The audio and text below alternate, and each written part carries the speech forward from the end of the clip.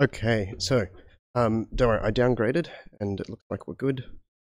So okay, I'm just about to turn on the audio, guys.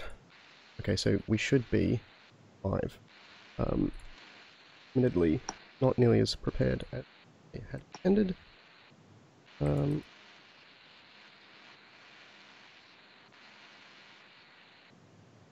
me see if I can. Oh yeah, I can't make it.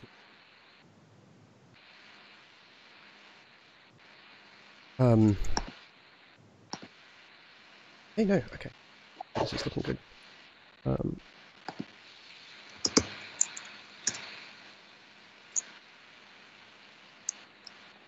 Okay, so we're live, by the way, guys. Hello, everyone who is tuned in. Apologies for the disorganization here at the last minute. We had an issue getting the stream actually running and firing, but it looks like it's good now. So, we should be good. We have, you guys have the, yeah.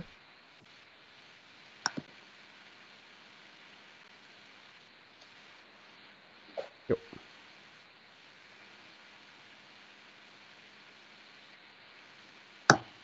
Okay, so the idea here, I reckon going from reverse chronological order is the best way to do it. And yeah, and we can just sort of talk about it as we go. Dahi, I know you said you've prepared some various things that you now need to figure out how to get without breaking the video. Can you email me those, Dahi? I don't think I yeah, use the Skype chat without it breaking the way that I'm showing you guys on video at the moment. Before we start, hi everyone, and thanks for joining us. My apologies for not being here last week when Max ran through the AGM with you. I was travelling internationally and so couldn't make it, but good to be here and be able to answer any questions you've got this afternoon. Yeah, Dahi, do you want to say a bit of a hello? Do you guys want to introduce yourselves as well? Yeah, sure thing. Hello everyone, my name is Dahi and I'm calling in from Perth in Western Australia. I guess my involvement with Flux started around the time of the WA campaign in 2017 when I stumbled into a meeting and found a bunch of people planning and plotting how they were going to run a campaign that would bring this idea of a more participatory democracy to people. And I'd discovered Flux a little while back, just doing my own research, but this was the first time I really started digging into the philosophy and the thinking around things and just threw myself fully into the campaign that we had in WA. And we came within I think about 244 votes, first preference votes, of getting a candidate elected to the upper house. And it really inspired in me this notion that we're really close with this stuff. Like, this is an idea whose time is coming. To say that that its time has come yet might be a bit early, but I definitely feel like we're onto something really powerful with this. And I think anybody who's tuning in would recognize that there's something amiss in our current political system at the moment, and we need to start bringing some better solutions to how we tackle this stuff. And so once I started getting my head into the philosophy and into how this would come about via the technology, I was hooked, and I've just been, I suppose, doing everything I can with all of my free time since then to try and bring a little bit of my professional background, which is in corporate consulting and so forth, to Flux and try and help us get a little bit more of a scalable structure so that we can actually break, like when we are ready and when the world is ready for this idea, that we can actually bring it in a way that will scale as efficiently as possible. I'm not going to say it will be easy. It certainly won't be easy, but yeah, there's a lot of work for us to do, and I'm just really excited to be part of it. I'm really excited for the year that we have ahead with a couple of elections. So that's a very brief overview of who I am. Cool. Nathan, do you want to say hello a little bit as well? I don't know if there's anything you want to say, but now's the chance while I do last minute adjustments. Yeah. Of course. So for anyone who doesn't know me, I hope there's not an echo in this room. For anyone who doesn't know who I am, my name is Nathan Spataro. I am one of the co-founders and current leader of the Flux Party. I share many of Dahi's sentiments. We're doing this because, as most of you who are listening to this or who will be listening to this in the future are aware, the political system that we're wrapped up in today is starting to feel clunky. It's starting to show its signs of aging as we become more aware of the world around us. We have more access to knowledge and information, and we want to engage with ideas more. We're running into a problem where we have a political system that doesn't really let us do that in a way that's actually constructive and productive. Instead, it's just creating division amongst us, and we know from the statistics that society is becoming increasingly polarized because of the way that we do politics today. So, for me, this whole movement is really about us finding a way to have the conversations that are going to solve our problems in a more effective way that doesn't pit us against one another the way that the traditional system does. And like Dahi, I'm really looking forward to this year. We've got a lot on the horizon. There's New South Wales only a month and a bit away. There is a federal election coming up. These are really huge opportunities for us, not only because there's an opportunity to get elected, but also because it provides us a platform to get a whole lot more awareness around the movement and really grow the platform and bring more people in and find ways to do what we're trying to do a lot better. So yeah, really excited to be working on this year and really thankful to have everyone who's tuning in along on the journey with us. Cool. Okay, so the last thing here is, bam. Okay, we now have names below our names, or below our faces rather. So yeah, just to, I guess, follow along with that trend.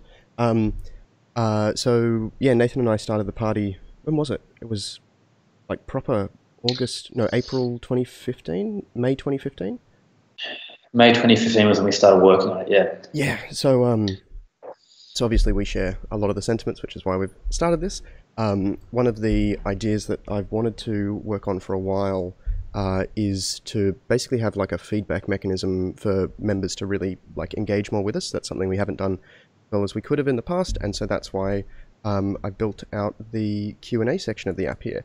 So what we're planning on doing is going through all of the questions since the AGM in reverse chronological order, or chronological? Anyway, from the oldest first. I know we've done a little bit of prep for some of them, and we'll go through and talk about them and answer all the questions. So guys, do you reckon we're good to get started? I think we're good, yeah. Cool.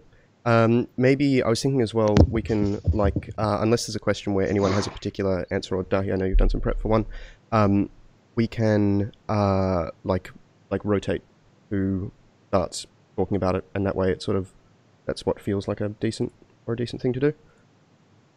Cool.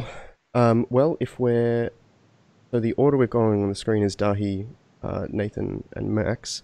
The Sandbox app one is probably something that it's a good one for me to start with, and then we can just rotate clockwise-ish, clockwise in a line. That's always sensible. Okay, so let's maybe make this a bit bigger. Okay, so Sandbox app. So Philip Dorman asked, I think it would help immensely to offer a sandbox version of whatever voting system is proposed, so interested volunteers can see what it's all about. It doesn't have to be secure, and that it's can be started right from the outset, and that it's not stated right from the outset. It would just allow people to see what is actually planned. Is there some reason not to do this? So we've thought for some time about the idea of so whether we would make a voting system that wasn't secure, and it's a hard thing to really, like, it's a hard decision because there are good reasons to do something like that, to create something that sort of is a physical demonstration before or like a superficial demonstration before something more substantial. But the risk is also quite high there. If something were to go wrong there, that could damage the reputation of the party. There's some sort of simple things we can do. I mean, we have done like polls before, essentially, with that where you had to be a member, and it was, you know, one member, one vote. So yeah, I mean, I think the better option, and the one that we're going with, and I talked a bit about this 2 weeks ago, was the idea of having a sandbox version of a secure voting system. And that way we can talk about it and actually have it out there, like on the internet, where people can use it, and it's basically like a dry run of a production version, but also that we can have multiple instances of that. So we have a version where like anyone can post anything.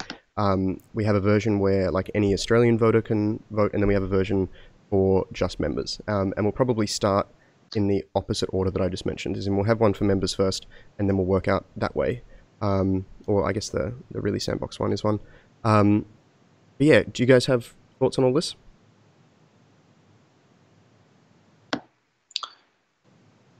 Yeah, I don't have much to add, Dahi. That was pretty good, Max. Dahi, you got anything? No, I'm good. Yeah, cool. There's I'll Phil, when I reply to this on the site, I'll link you to my response from last week as well, because where is it? Demo app availability, because I sort of talk about it, that sort of thing a bit there, so you can go through that. All right, data sciences. So, Dahi, do you want to take the next one? Do you have it up in front of you to read out, or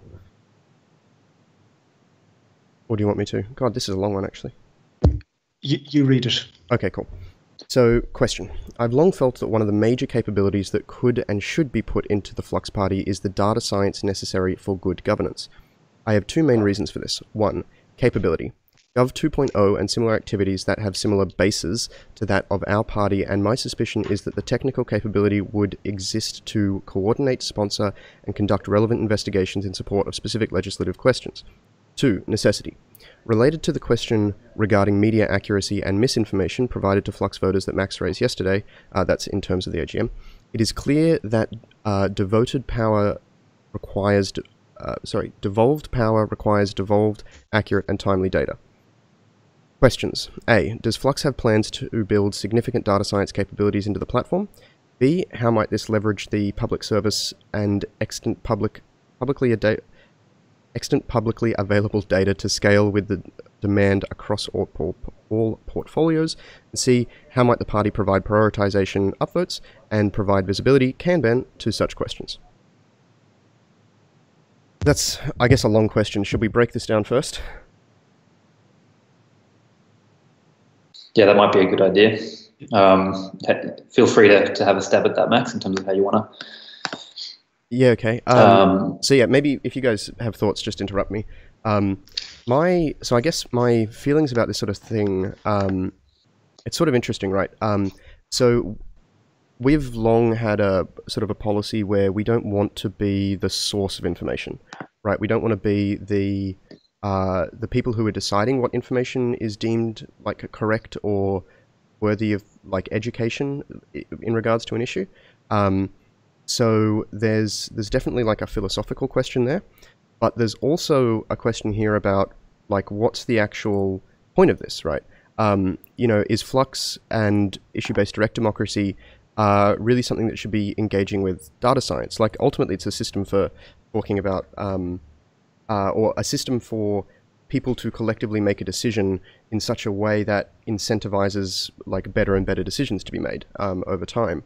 So, you know, we already have, like, there's already organizations out there doing data science stuff. The data's already available. I mean, we're not going to be the ones doing the research. Even if we did do something like this, we'd be using other people's data. They've already got data science capability there. I think this is maybe one of the types of things that, like, I think people like to put more stuff in democracy that doesn't necessarily need to be, because this is a platform for like groups of individuals to like essentially engage with other groups and legislation. So is this something that should be at the at the group level, or something at like the systems level? What do you guys think? Yeah, I think I echo your sentiments. Obviously, you know, this is a human endeavor. Like Flux is really about the human aspect of democracy first and foremost. That is how we as individuals interact with the decisions, as opposed to how we as individuals use other scientific solutions or technological structures to inform those decisions. And the moment we step into that world, we step away from like our pretty firmly held views of neutrality, because it's extremely difficult to provide any kind of information that's informative without being biased. And we know that because you've only got to look at the media landscape today to see organizations that will claim to be neutral be very much not. And so I think from our point of view, we want to steer away from that kind of thing. Though, I mean, I would agree with the sentiment that like we definitely do need better systems of providing data to the average person in a way that's understandable and clear and readable. But I don't think that that's our place to do it. And I suspect that we probably won't go down that route, at least certainly not anywhere in the near future. Yeah, I mean, you mentioned something at the end there,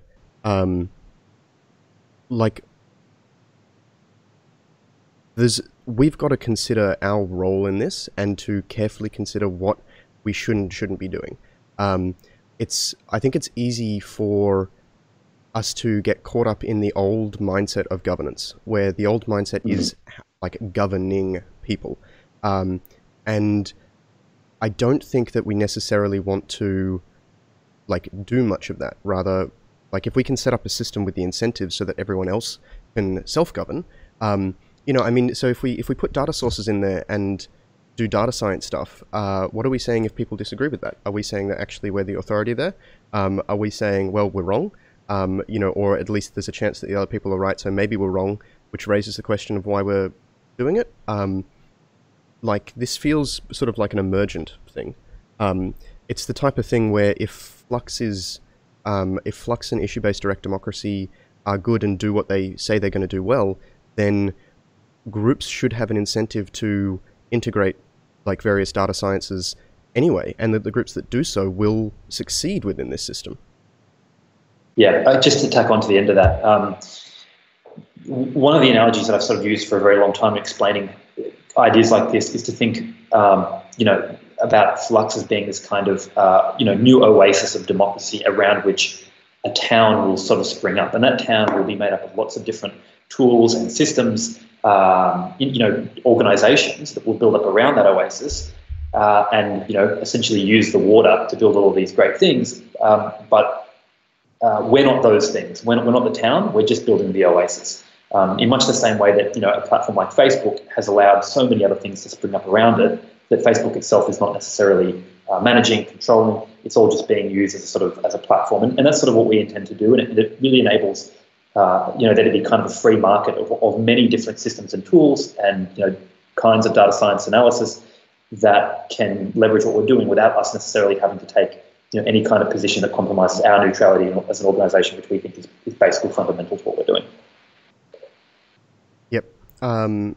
So this capability idea, right? So the first reason that Michael suggests is Gov 2.0 and similar activities has similar bases to that of our party, and my suspicion is that the technical capability would exist to coordinate, sponsor, and conduct relevant investigations in support of specific legislative questions.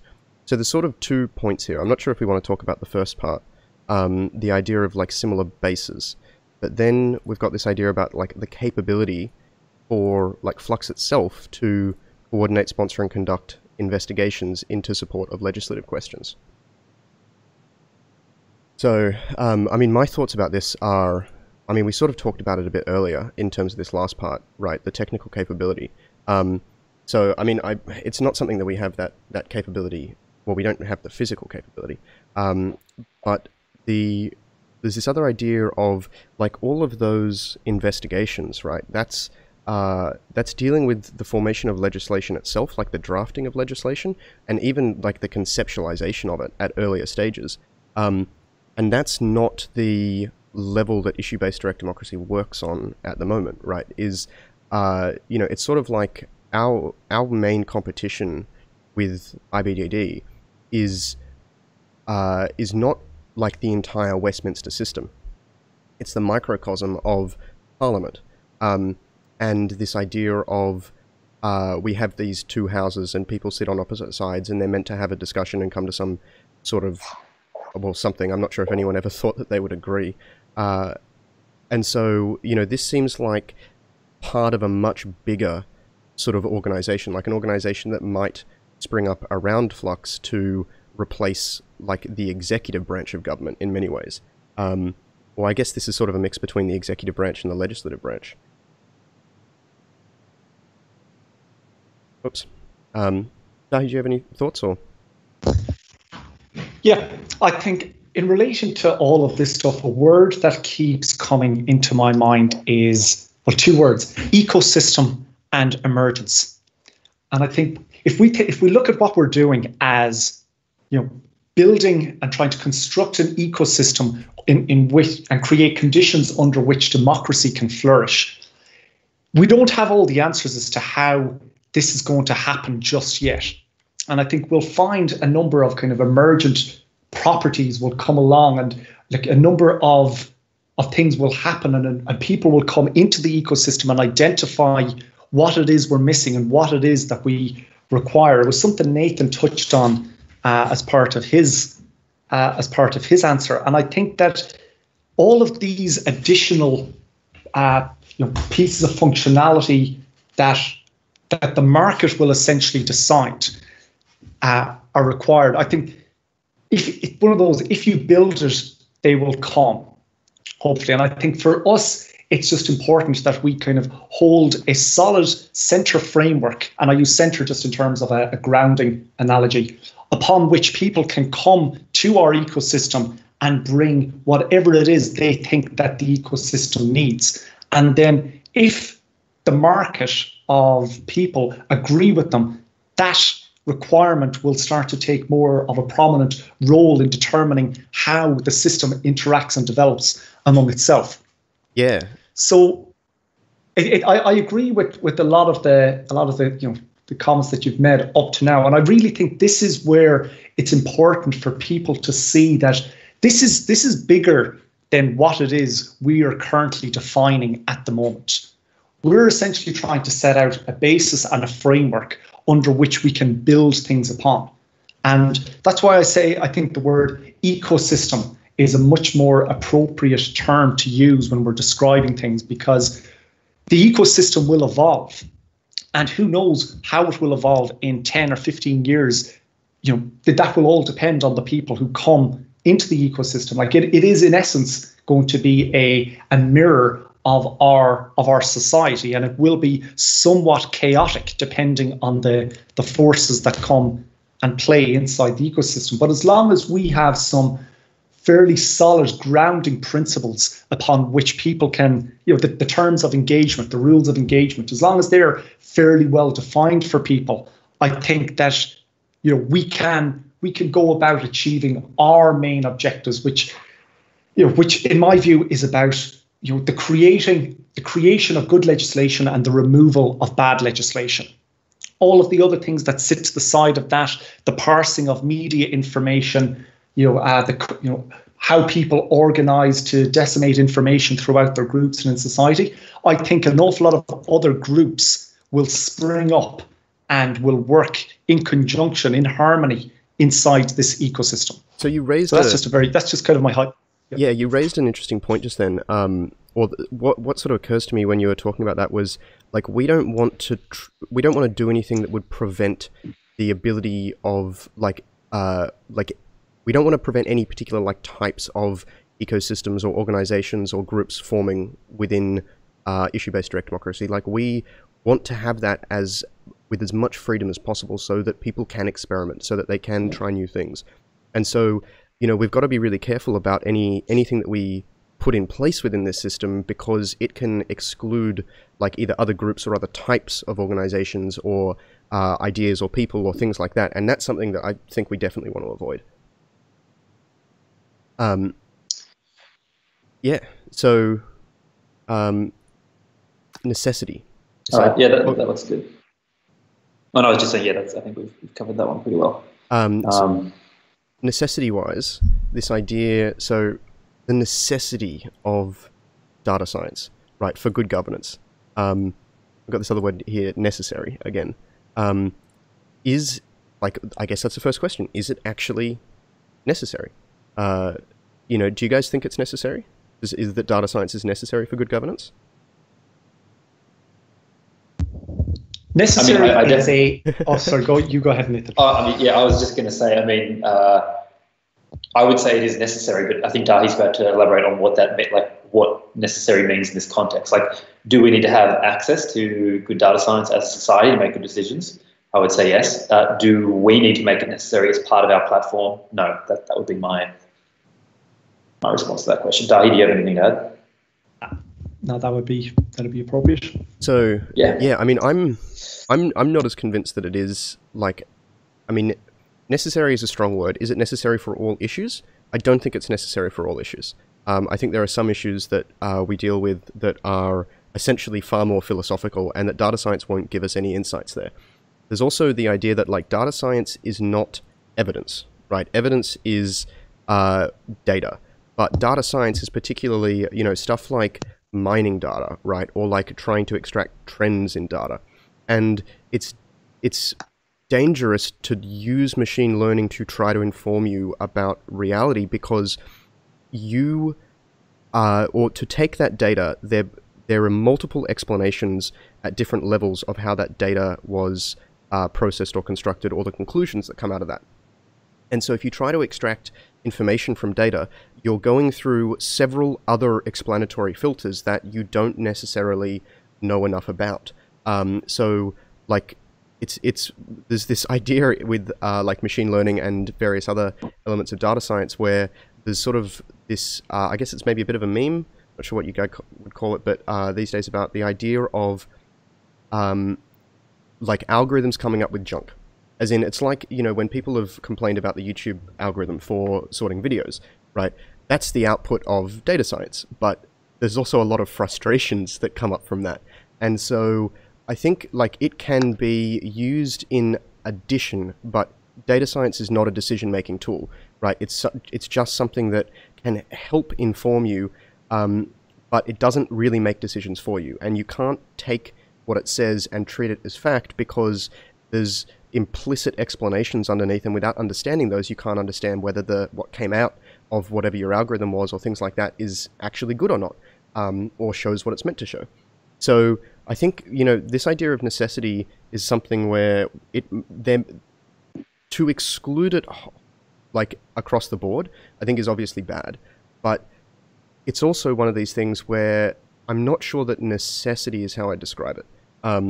It's not that we shouldn't have it and use it and pay attention to it, but it also, like, necessary is a strong word in this regard.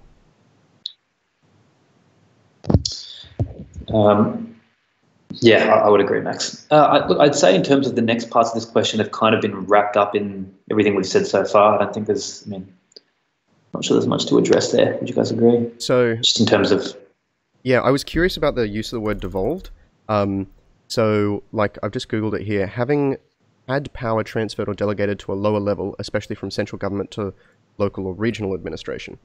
I mean, I haven't really heard the term before. I immediately thought of, like, devolved as the opposite of evolved, and thought that was an interesting word to use.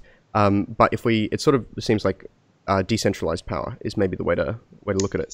And this idea, it is clear that devolved power requires devolved, accurate, and timely data. So, I guess, I don't know, is the data, is that like disseminated? Is that what that means? Or, I'm not sure how data would be delegated to a lower tier. I mean, I think in general, it's like, even just strike out the devolved power part, it's just clear, like, decision-making in general is better with data. So, with actual, you know, information. So, I think that's pretty fine. In terms of the rest, I mean, I think we've sort of explained why we don't want to, or why we'd like to hold off, or maybe, like, silo and experiment is the closest we do at the moment for, like, data science capabilities. There's actually, this sort of leads into another point. So we've had this idea that we haven't really ever like fleshed out. I don't think live at all, but the idea of like having groups within Flux. So you have, you know, groups around particular ideas, and then instead of Flux promoting policies that we've come up with, we can have like you know, basically these are the organizations that deal with, or these are the groups that deal with these sort of problems. Like this is, if you know, they can sort of self-tag, but you might be able to like search and find some stuff. Maybe there's a place for like creating a like an avenue for like organizations who care about data science to publish that alongside one another via the Flux ecosystem. That could be something I could see working. Because we don't have to take ownership of that then. It's not us saying this is right. It's just, here are some people who think they have information, so if you're looking for it, then why not check them out? Yeah, I think that plays well to the delegation concept inside Flux as well. But we have to remember, echoing back on things you've already said, data science is a methodology, it's a process, it's one heuristic of many that people will use to figure out what they think is the best outcome. And it's never going to provide you, at its current level of sophistication, it's never going to provide you with an absolute truth. It's going to provide you with a view on something. And you can incorporate that view into your decision-making process. But as Max said, like, it's not the decision-making process in and of itself. And if some people believe that utilizing the data science methodology for making decisions, you know, along the lines of, you know, policy-based evidence methodologies, if people believe that that's the best way to achieve outcomes, let them stand up and put their hands up in the system and go, I would be potentially interested in being a delegate. I will publish my views on things. Here is the way that I come to decisions on particular issues. And if you think that my reasoning and my methodology is solid, then you should, you know, perhaps agree with the outcomes of my process. And as such, you can follow along with the decision that I make on these things. But I think we just need to be careful.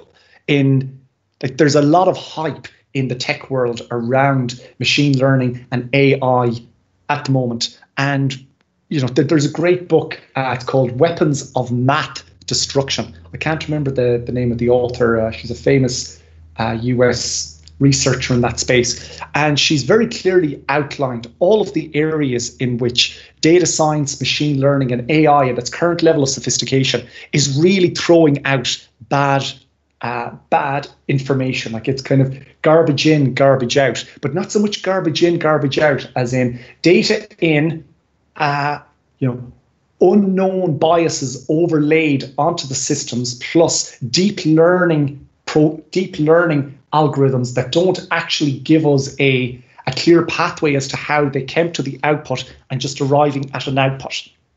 And if we're just going to accept these outputs as truth without even understanding the nature of the deep learning algorithms that brought about these answers, we're setting ourselves up for some very bad outcomes, in my view.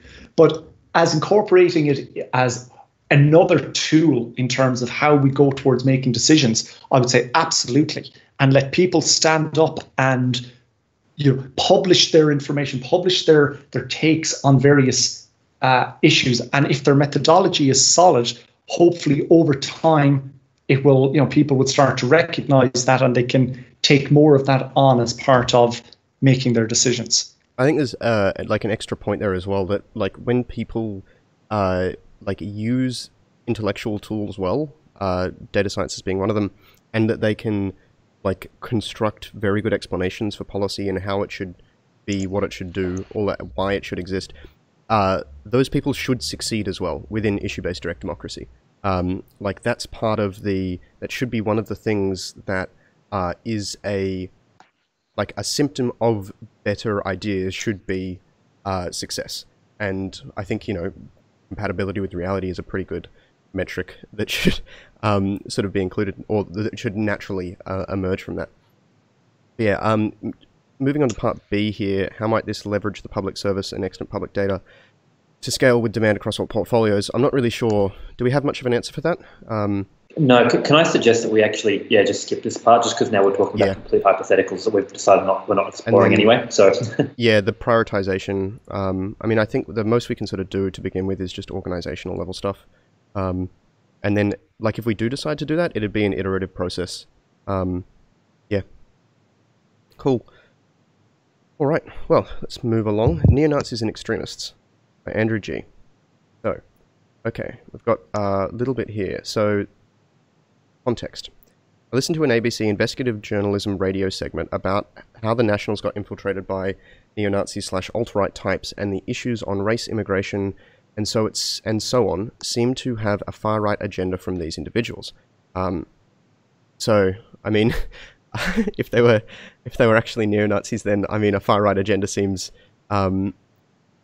predictable. These people rose through the ranks of the National Party and voted in AGMs, etc. Turns out they were allegedly posting pro-Nazi stuff on Facebook and were speculated to be literal neo-Nazis. This report led to an investigation by the Nationals Party, and 22 people got a lifetime ban.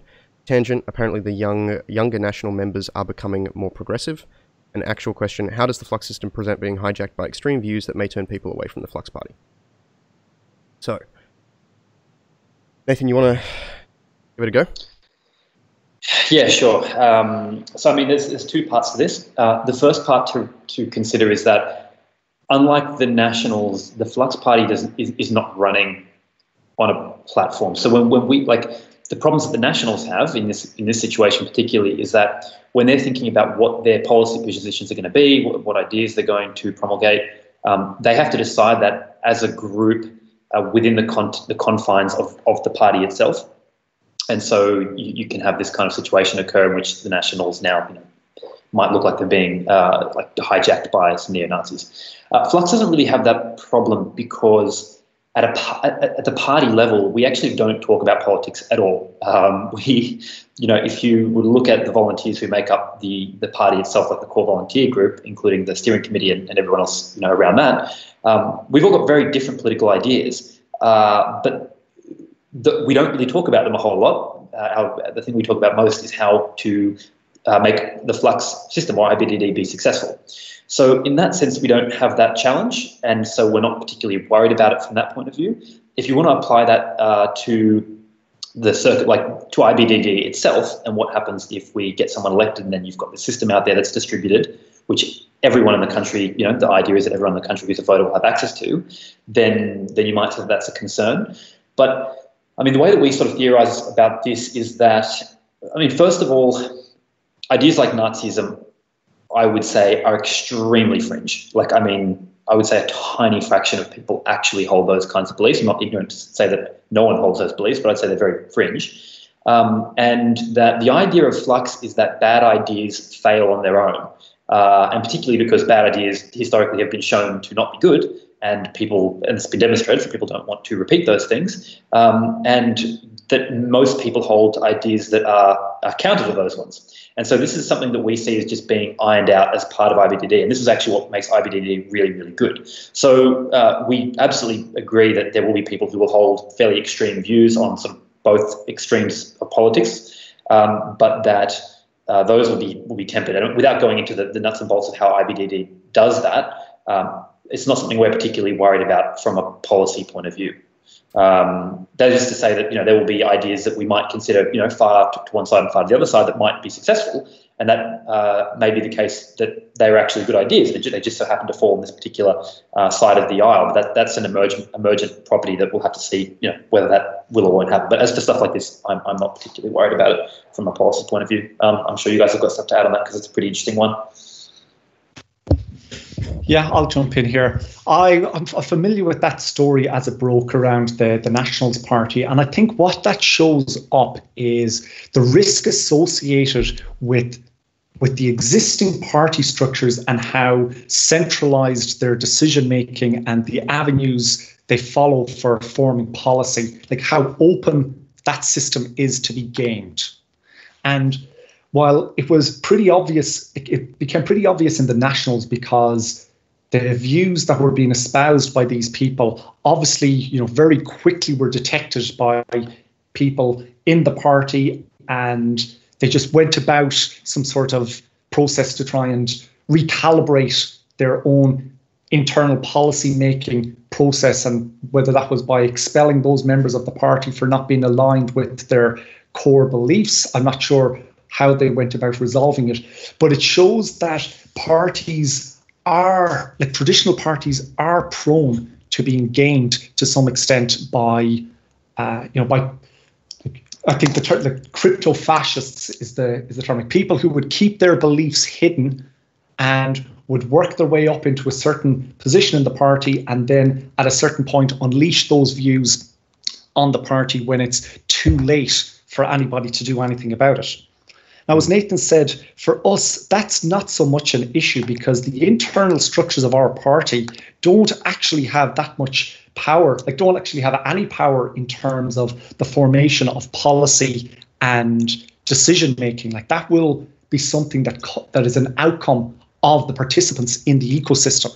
So it really will be a case of it would be reliant on the Flux Party ecosystem to ensure that whatever the views of the ecosystem are, to ensure that those views are reflected.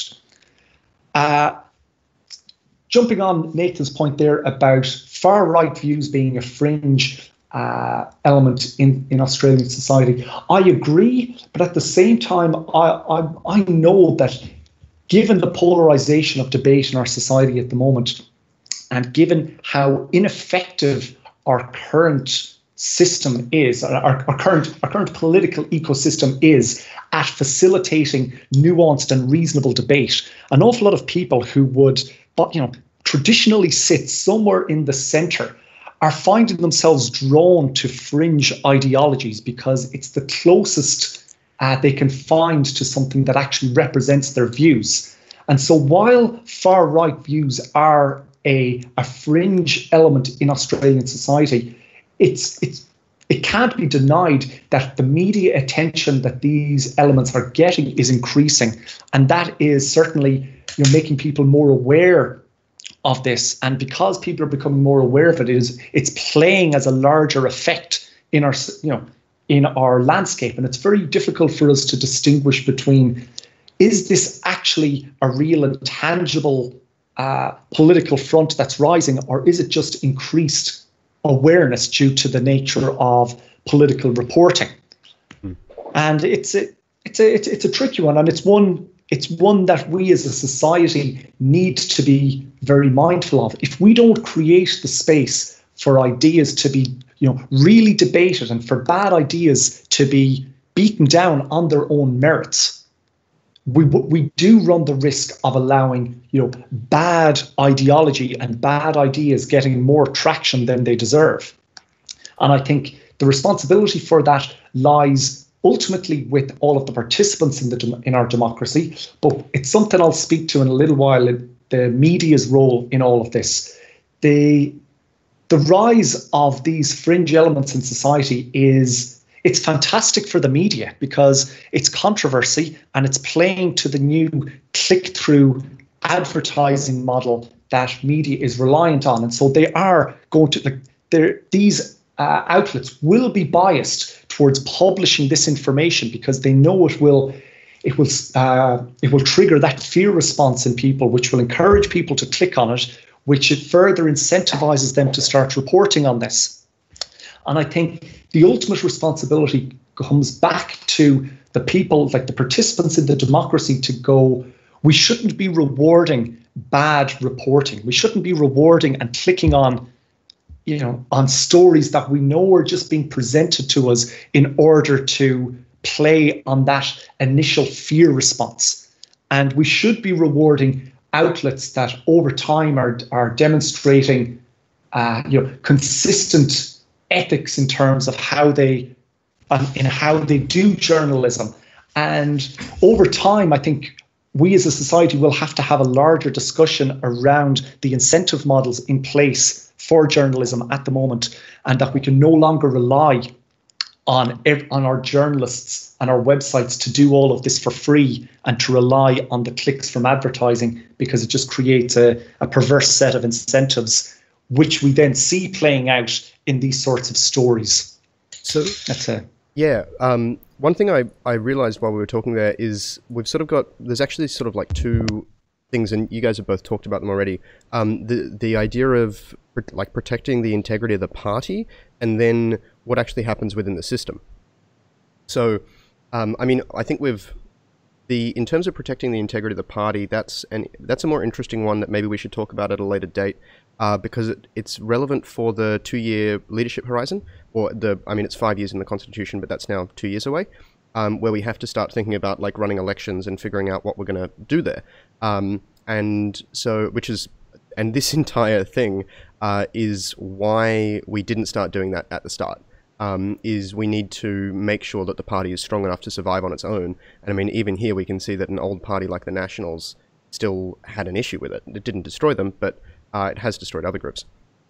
In terms of the Flux system itself, issue-based direct democracy, there's one of the answers from the last Q&A about where we touched on media and like the moral responsibility of voters and things, both in how they participate in the media they choose, and so that's definitely relevant, Andrew, if you wanted to have a look at that. The one thing I did want to talk about, though, there is something called the paradox of tolerance. So this is, you might have heard it, it was sort of, I guess, formalized and talked about by Karl Popper, but it's sort of been summarized as the tolerate all but intolerance. And this sort of has to do with, I think, how we, like, our own philosophy about these sort of ideologies, like potentially very harmful ideologies, and how we deal with them. And so I figured we don't need to talk about it too much, but that I'd read out this quote from Karl Popper regarding the paradox of tolerance, because it's quite, not only was it like written in 1945, so you know, in terms of Nazism has like the context of it, but also I think it's sort of pretty good because it lays out quite succinctly a good philosophy for dealing with this sort of thing. So this is the quote. "Less well known is the paradox of tolerance. Unlimited tolerance must lead to the disappearance of tolerance. If we extend unlimited tolerance even to those who are intolerant, if we are not prepared to defend a tolerant society against the onslaught of the intolerant, then the tolerant will be destroyed and tolerance with them. In this formulation, I do not imply, for instance, that we should always suppress the utterance of intolerant philosophies. As long as we can counter them by rational argument and keep them in check by public opinion, suppression would certainly be unwise. But we should claim the right to suppress them if necessary, even by force, for it may easily turn out that they are not prepared to meet us on the level of rational argument, but begin by denouncing all argument. They may forbid their followers to listen to rational argument because it is deceptive and teach them to answer arguments by the use of their fists or pistols. We should therefore claim, in the name of tolerance, the right not to tolerate the intolerant." And I think that, for me, it's like I've sort of torn this apart a few times, and I feel like it's a pretty good philosophy on how to deal with this. It's got the reasonings behind why, and ultimately it's like, if we can keep things in check with like debate, public opinion, things like that, not that public opinion is always right, but it does keep a lot of things in check. If we can keep them in check, those bad ideas, with rational argument, then I don't think there's a need to actually engage too much with it. On like, you know, on a proactive level for those sort of ideologies until they actually risk becoming violent. Yeah. All right. Great. I think that's pretty good. Let's so next one. Yep.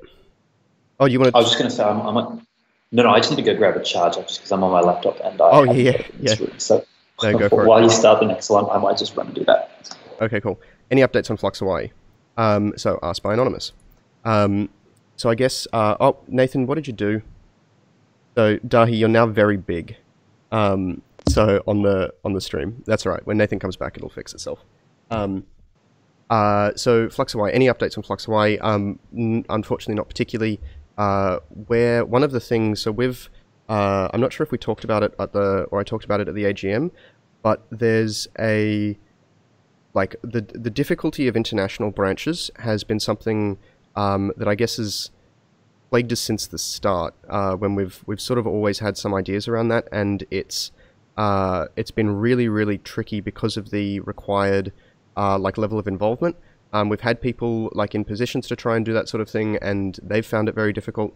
And so I think from my point of view, one of the things that would be really good to do is essentially work to make all of our membership functionality and things like that, basically work to make that redeployable and easily scalable in parallel with stuff like social media packs and the campaign material and candidate packs and things like that, which we're already doing inside Australia. We're just bad at publishing it, or sometimes even finishing them. And that is something that we need to obviously do. But if we can do that, they're the paths through which we can scale properly. And like support international operations without like having heavy involvement, which just hasn't worked. Yeah, Dahi, do you have thoughts about like scaling and things? Yes, I agree with what you said there, Max, about one of the challenges that we have is just managing all of our information, getting information out of people's heads, getting it down into documents so that we can share it and communicate it efficiently. And I think even just initiatives like this, the more regular streams where we can start communicating with people and discussing some of the nuances associated with Flux and IBDD, that will actually empower people a lot to kind of go away on their own and go, I think I know enough about what's going on here to actually take a step in terms of organizing a local meeting. Because one of the big challenges that we have in this space is what we're doing is so out there in terms of beyond the current known political paradigms and way of doing things, that it can be a little bit, it can be difficult for people, and they can be somewhat paralyzed because there's so much unknown. And if you're someone who actually values truth and integrity, you're not going to go out there and be bullshitting people. You'll want to actually, when people ask you questions, you'll want to answer them honestly, and you'll want to try and give them as much information as you can. And a lot of people, even myself and other people who've been in the organization for a while, still feel that we've so much to learn and so much of our own competency to develop in this space before we would actually feel truly comfortable standing in front of groups of people and talking about it. And it's something that, I would say I'm going to try and put a lot more effort into this. And one of the areas where I think we will see some tangible benefit is we're developing a candidate and ambassador development program.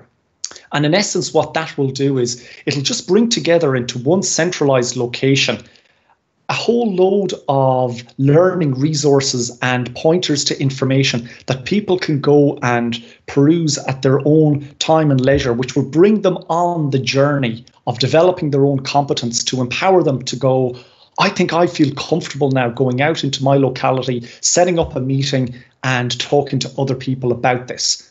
And until we get that down and get that information into the one location, get that resource published and communicated throughout the organization, we will struggle in this regard of scaling, because it really is one of those things. The initial inertia in terms of building people's competence, there's quite a steep learning curve at the start. But once you get to a point where you are 70% comfortable talking about what it is we're doing and what it is we intend to do, that last 30% is much easier to manage on your own. Yeah, I think the other part about this sort of, when we're thinking about this sort of thing, is so the setting up of a political party is a really interesting process, because you run into problems at every step that are vastly different to all the other problems you run into.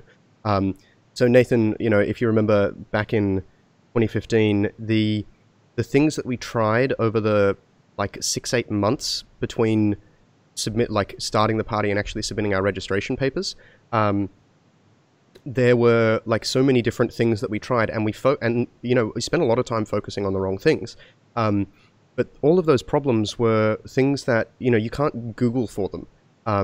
Or you sort of can. There's some stuff that's related, but a lot of it has to be going through a trial and error process, and there's not only a lot of indirection in that, there's also, it takes a lot of time and effort and energy. I mean, there were several periods where we sort of felt pretty hopeless about it until we came up with another idea and tried something new and got some initial success and was like, and so it's also something that when we're thinking about supporting international branches, that's something that's really hard to support actively, in the sense that, you know, if we were involved in that to a heavy, like in a highly, or if we were highly involved with it,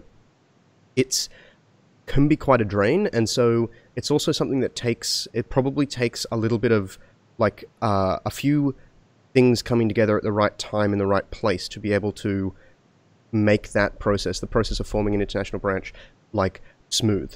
Yeah, and so that's something that we definitely have to figure out more.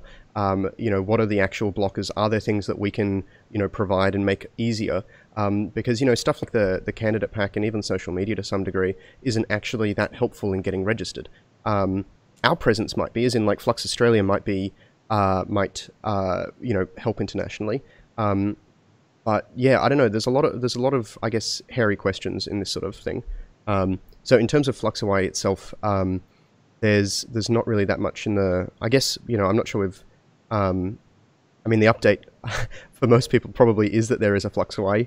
But we definitely need to get better at doing international branches in general, because this is not, you know, this is not our first attempt at it. So yeah, Nathan, do you have any other thoughts, or good to see you back? Thank you. Yeah, look, I mean, I don't think I have much to add. I think you guys covered off quite a lot there. It's really difficult to support people. We ran into a lot of problems, and yeah, as Max said, we just had to sort of steamroll through them and keep trying. So I can imagine if you're trying to start this up and you're on the other side of the world, you do need some degree of support. And you know, the reality is we've still got a lot to do here to make this organisation strong and reliable and, you know, self-sustaining, so to speak, before I think we're in a really strong position to be able to help people do it overseas.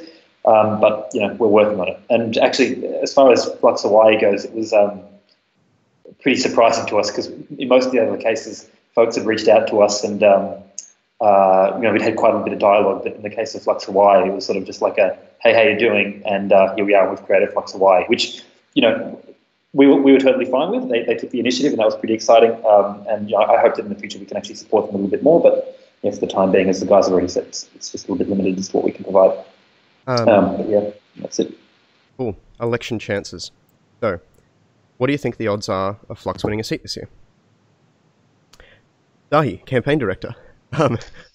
Yes. Okay, so obviously we have two elections this year. We have state election in New South Wales in March, the end of March, and we will have a federal election likely in May this year.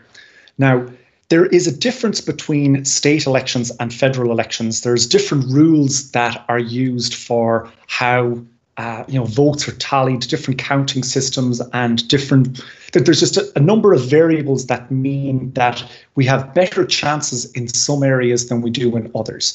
So just comparing New South Wales with the federal election, we will have a much better chance of winning a seat in New South Wales due to the way that the system is structured. To be within a chance of getting a seat in the upper house in New South Wales, we will need to be polling somewhere, like getting about 100,000 first preference votes, which I think would put us somewhere in the region of like 2 to 3%. Yeah, that's the 2 to 5%. Of first preference votes. Now, that's still a significant amount of people. Let's take for a moment, let's relate it back to our membership numbers. We have approximately 7,500 members nationally, which is a great amount. Actually makes us one of the largest political parties in Australia, and certainly the most transparent in relation to our membership numbers. It's very difficult to pin down the other parties as to what their actual membership numbers are, but the fact that we have 7,500 members and we haven't yet been elected to Parliament is a very good indication of the grassroots support for what it is that we're doing. Now, of that 7,500, I think approximately 2,200 are in New South Wales. So for us to convert our membership numbers into actual votes in New South Wales, we're looking at a multiplier factor of 50 to 1. That would be every single one of our members. At least 50. Oh yeah. Sorry, we were just having some audio issues there. You dropped out for a moment. I wasn't sure if that was me or on your end. Sorry, keep going. It looks right now. Okay. Yeah. So from 2,200 members in New South Wales to 100,000 votes to bring us into the space where we would be competitive, that's a 50-to-1 multiplier. So let's just think about that. For every single one of our members who was registered, they would have to go out and convince at least 50 other people that voting for Flux is aligned with their best interests. Now, for anybody who's been involved in political campaigns before and talking to people about who they should vote for, one of the things that people hugely underestimate is just how well set and well formed people's political preferences and like who they would intend to vote for, how set that is already, and how difficult it is to actually get people to change from their their current voting pattern. Obviously, we appeal to to a lot of younger people, a lot of people who are technically literate, but we also have a huge support base among, we'll say, in people in the demographic of 50 years and over, who have been around long enough to see that the political system isn't working for them. But in terms of us going out and actually winning a seat, it is really about capturing the hearts and minds of a lot of people. And it does take work. Trying to convince people that voting for the party because you believe in it or because you're going to stand as a candidate, it doesn't take into account people's self-interest. And if people believe that their self-interest is better served by voting at this moment in time, by voting for the Liberals or Labour or the Greens or One Nation or whoever it might be, they might smile and nod politely and say, yeah, sure, you can count on my support. But because we have secret ballot elections, they'll just go and they will vote according to their own self-interest. And until we create a very compelling case that voting for Flux is in people's immediate self-interest, we will, we have a lot of work to do. And there's a cartoon that you'll see circulated a lot around election time, which goes towards explaining preferential voting in Australia and the fact that you might want to vote for the Greens or for Labour, and you go, oh, I don't want to waste my vote. The beautiful thing about preferential voting in Australia is that your vote can't be wasted. Like, if you want to vote for Flux, but in the event that we don't get elected, want to ensure that your vote ends up with someone else, you can ensure that that happens. But what it will do is it sends a signal to the marketplace that there is an increasing demand for these sorts of political parties and ideas that are coming from outside the establishment, outside the established way of doing things. Yeah. So just to close out, I would say we are in with a good running chance in New South Wales. The target of 100,000 votes is certainly manageable. It will require work. At the federal level, we will be dependent on getting a huge amount of positive press or a huge amount of media attention to bring us to the numbers that would be required for us to win an upper house seat at this moment in time. So just to mention the cartoon, which I think I've found, is the "You Can't Waste Your Vote" with Dennis the election koala. Anyway, I think it's pretty good, and it does make a good point. I think we can appeal to people on this ground. I think creating a narrative around the idea of needing a backup plan, or if you don't think democracy is working well, then voting for another major party is not going to be the solution there. So we need some contingency plan. And because of our preferential system, it's safe to give us your first preference. And then you can vote however you want. But if you think we need a backup plan, then the only way we're ever going to get one is if you vote for Flux first. And that's, in my mind, is not a bad sort of narrative. The question itself asks what we think the odds are in terms of a probability. I don't think we can estimate that, but we can separate elections into sort of like the ones where we have a realistic chance and those where the odds of winning a seat are minuscule. So without a massive shift in either public perception or a huge amount of media attention, then it's not likely. So, and New South Wales and federal, well, one of them's in each category there. New South Wales is something where it's potentially achievable, and federal is something where, you know, even, I'm not even sure that, like, Clive Palmer has been putting how many, you know, tens of millions of dollars behind the current election campaign he's running. I don't know if he'll succeed in the upper house. It's, even with that sort of funding, getting 8 or 9% of the vote is not necessarily sufficient to actually win a seat. And so that's tough. That's really tough. Yeah, cool. All right, Center Politics. This is one of the... we're getting into... There's a few of these, aren't there? There's like Center Politics, Malcolm Turnbull, and Center Politics. We've got some thoughts on anarchism, Neo-Libs, AGM, and what happened to the old members forum, and it's still accessible. Okay, so I guess, yeah, Dahi, how do you want to... Because I know you've done some prep around some of these, right? Yes, to say I've done some prep is maybe been quite sorry, generous. you sent some slides. I didn't see how many slides were in the thing, or whether it was just one image. And there's a link to the slides in the chat as well. And I hope that, I'm not too familiar with how Google does this live presentation, but I hope that the slides are visible for people.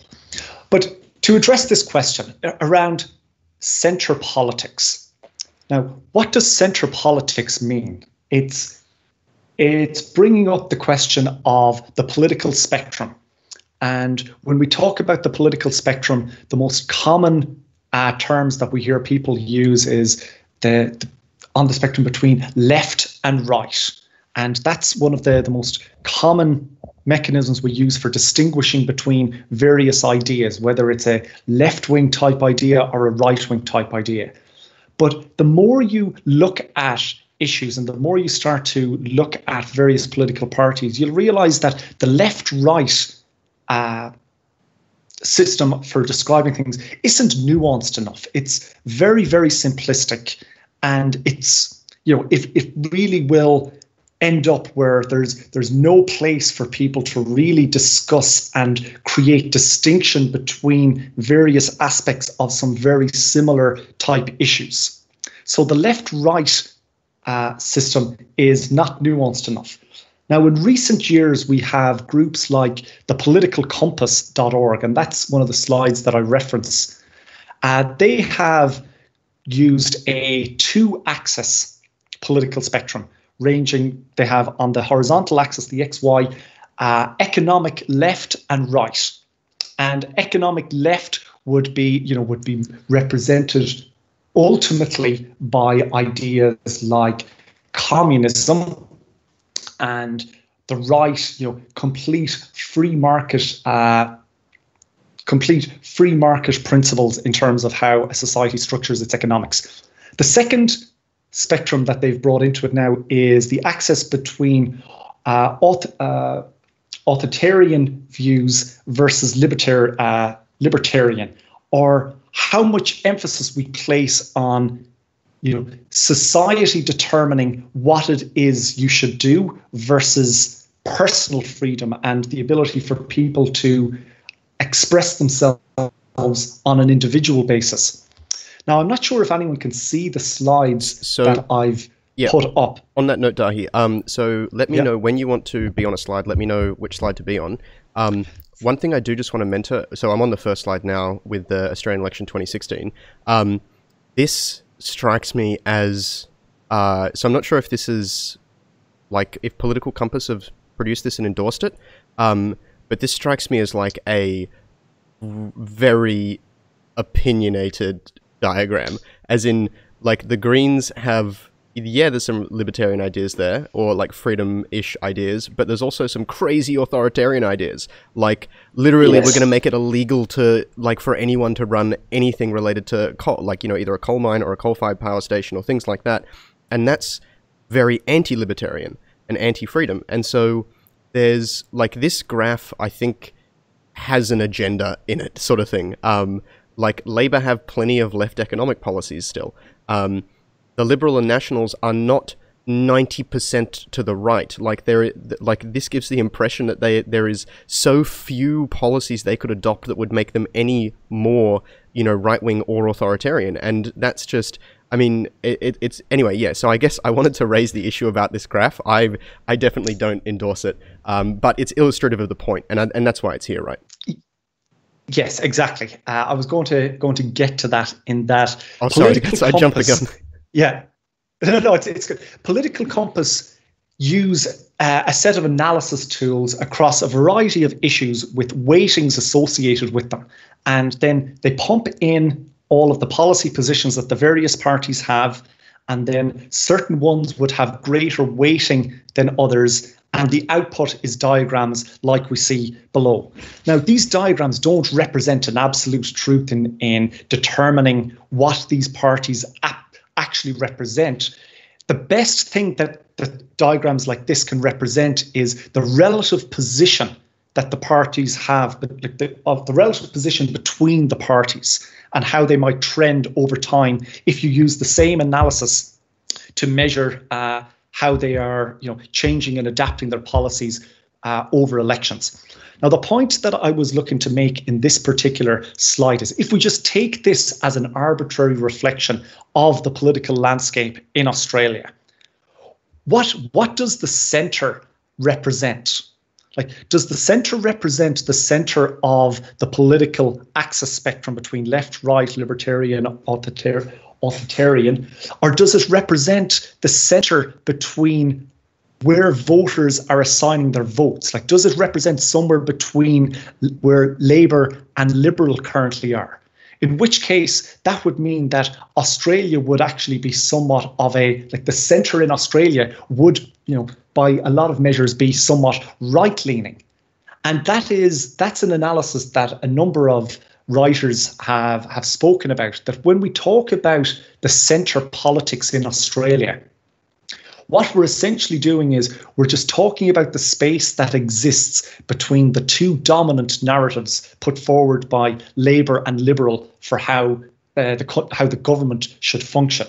It's not necessarily discussing things from a true objective centre position, which might lie outside that kind of that established government paradigm. So that's the first thing to take into account. Yeah, I was just going to say as well, there's something occurred to me there. Like, we talked about a few ways you can think about, you know, this diagram of left, right, libertarian, authoritarian.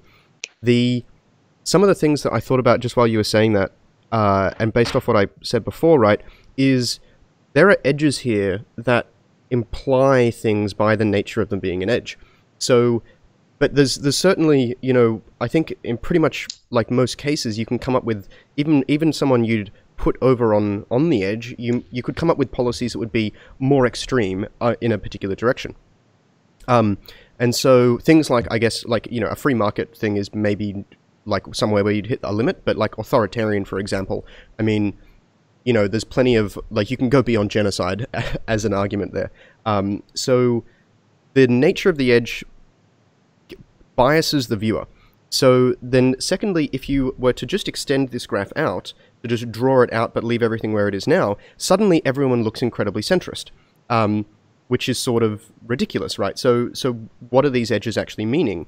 Are they just by comparison to all possible policies, or all policies that are actually being suggested by someone in a political arena, etc.?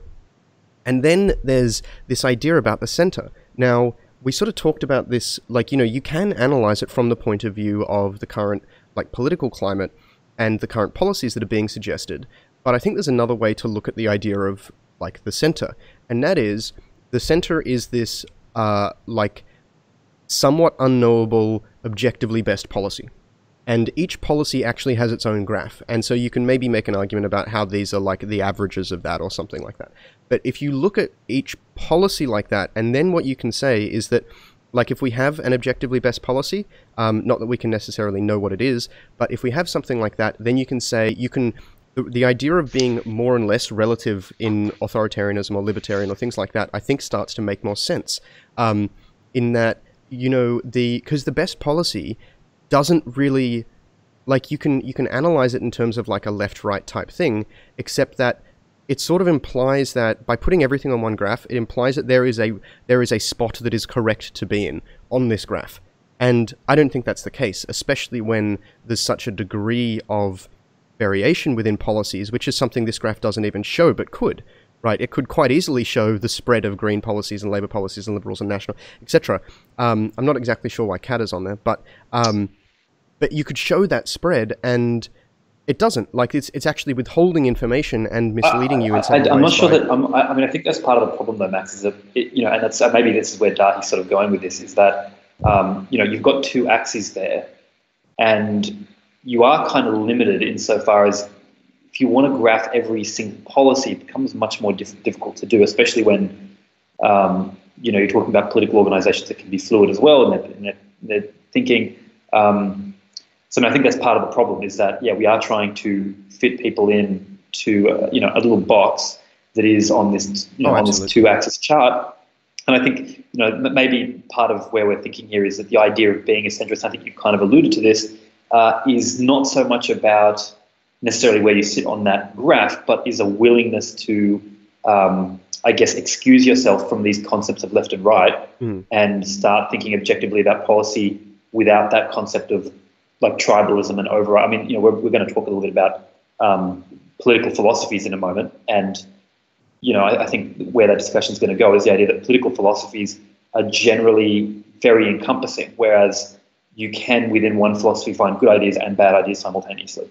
Yeah. So, yeah, I mean, I agree. I think this graph like actually demonstrates a lot of the problems with political stuff. One of the interesting points you made there was like the idea of a centrist being someone who's willing to like be outside the typical like stereotypes, I guess you'd say. And it's sort of funny thinking about it like that, because a centrist could then be all over the camp depending on the actual issue that's there. Yes. Which is what you'd expect from good policy anyway, is that it's not all going to be on one part of this graph. That's right. Yeah. So anyway, Dahi, sorry, I interrupted you there. Yeah, no, all good. If we move on to the second slide, this just shows political compasses, the same axes and the same criteria applied to the various parties' policies between 2010 and 2016. And I think something interesting that can be discerned from this, one is the movement of the Greens relative to the other parties.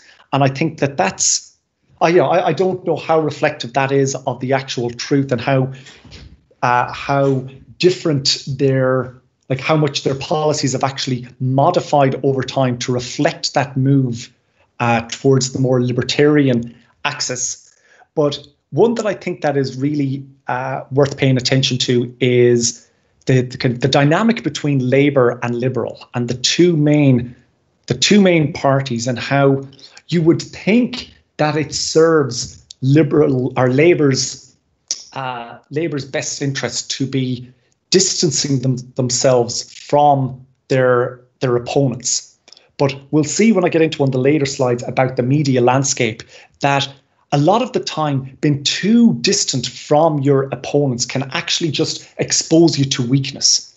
And we see that like one of the big criticisms of the Labour Party, well, one of the criticisms that comes from within the Labour Party's membership base is that over time, people feel that they are trending more towards the Liberal Party in some regards.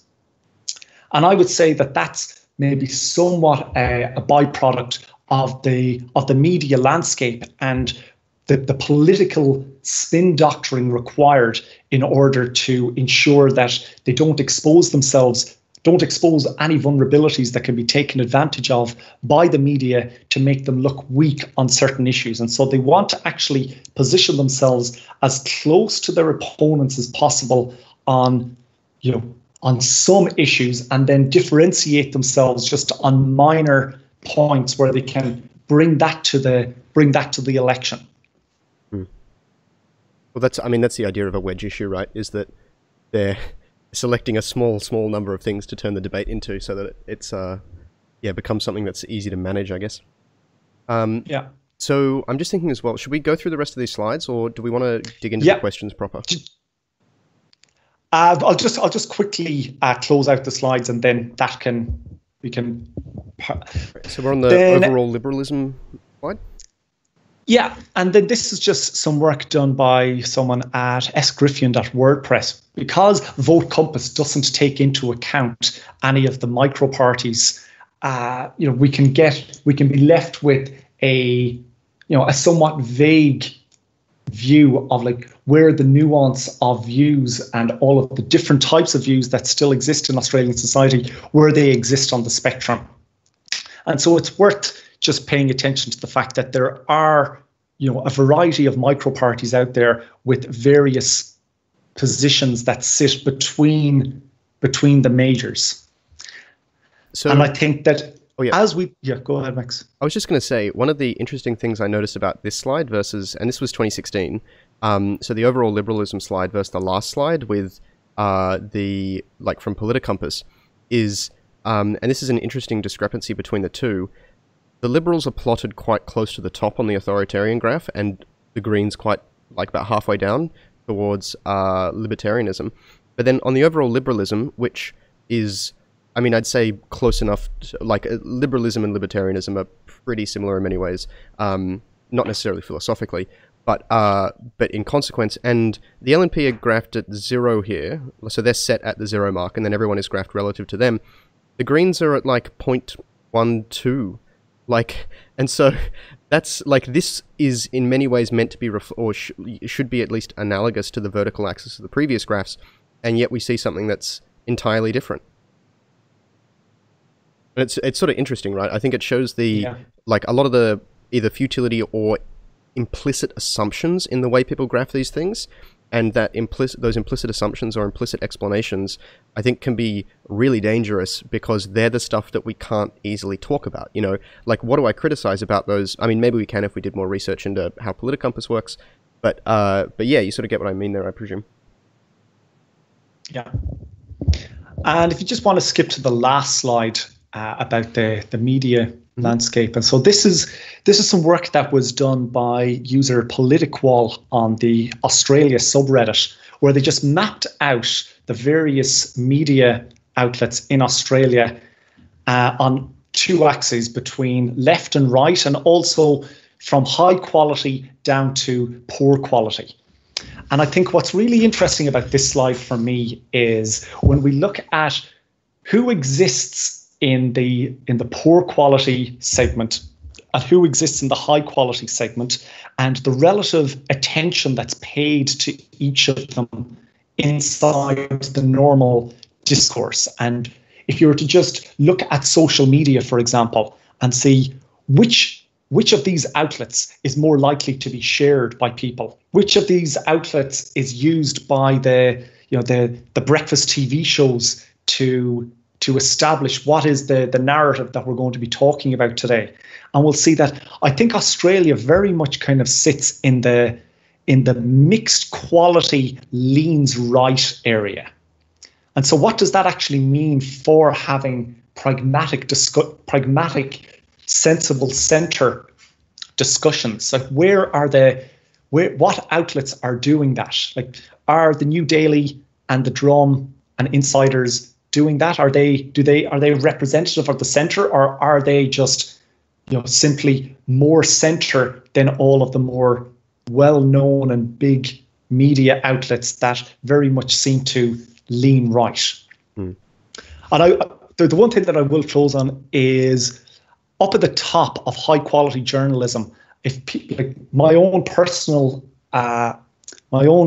preferences have always brought me to people like Michael West, in my view, is a great example of independent, impartial journalism at a very high quality level, and he's doing some really, really good work that isn't necessarily driven by the same incentives that we see from some of the other outlets going towards. Not so much driven by the controversial click-through advertising model, and he's working towards more of a subscription model for people who are actually interested in consuming more high-quality journalism. But that's my bias on that.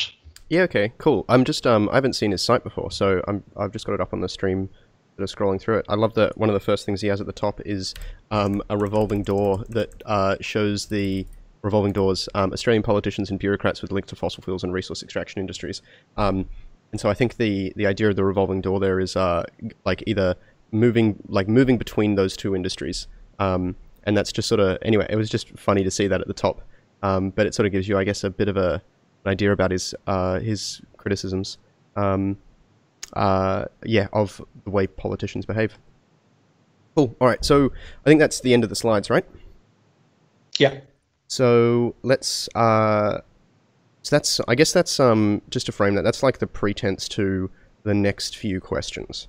So we'll probably link that in the replies themselves, but we'll deal with the questions individually now. So Anonymous asks, is centre politics the most efficient politics?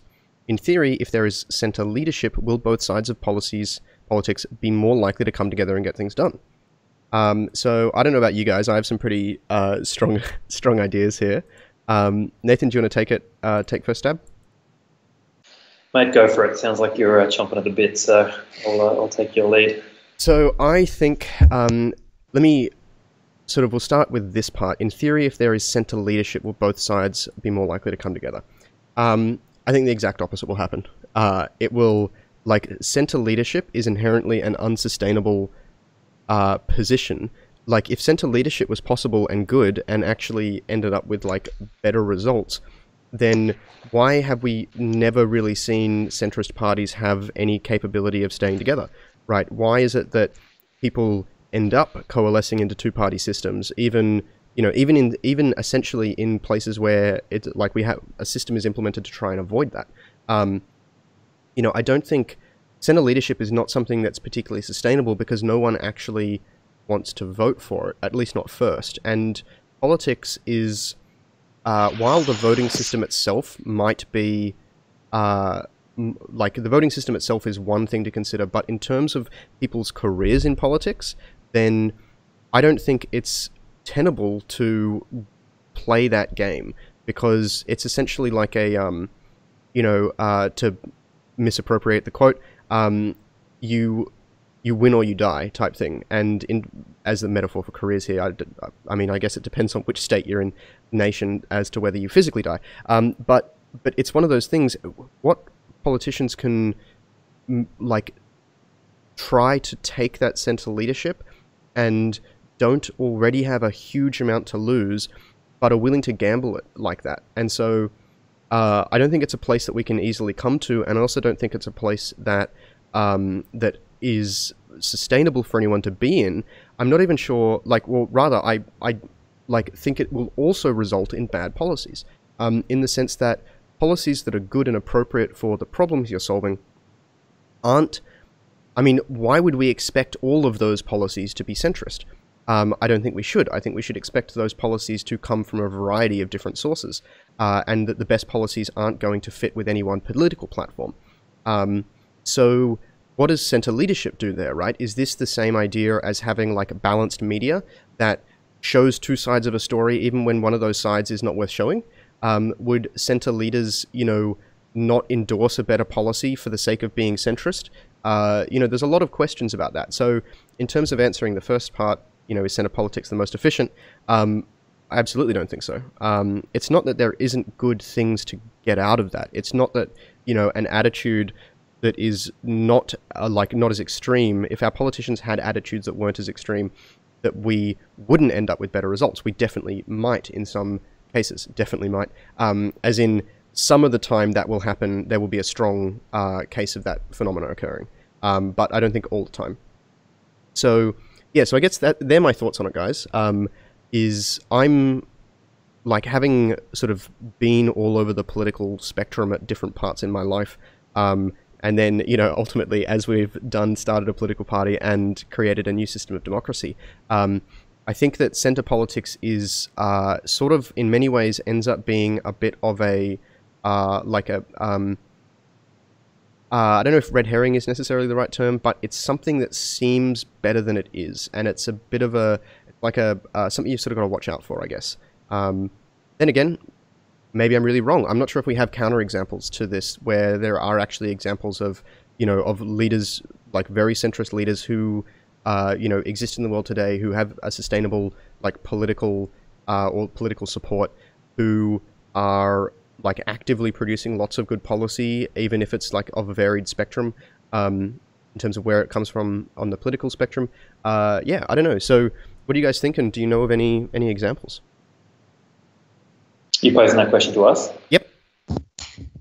I don't know of any good examples, but I would kind of, I mean, in terms of the question specifically, like, is it efficient?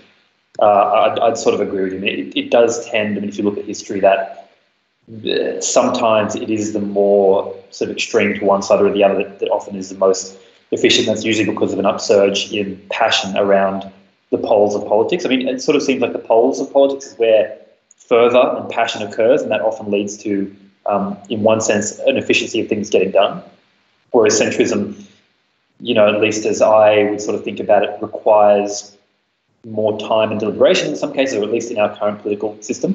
And I guess it's where what we're doing is kind of different in that we can have good ideas happening on both sides of this, the political spectrum as we now think of it, or in all corners of it, depending on how you want to take it, without necessarily having to have a centrist leader. And so in some ways, I think, this question is sort of moot for us as an organisation, because the whole point of what we're trying to do is to acknowledge basically that's what you've been saying, which is that we should expect good ideas to come from all over the place, and we just need a good set of tools to help us allow that to happen, and that's basically what Flux is about. So yeah, I would say this is an interesting question for the folks over at the Liberal Party or the Greens, but I don't think it's necessarily an interesting question for us, because I think that we actually solve this problem.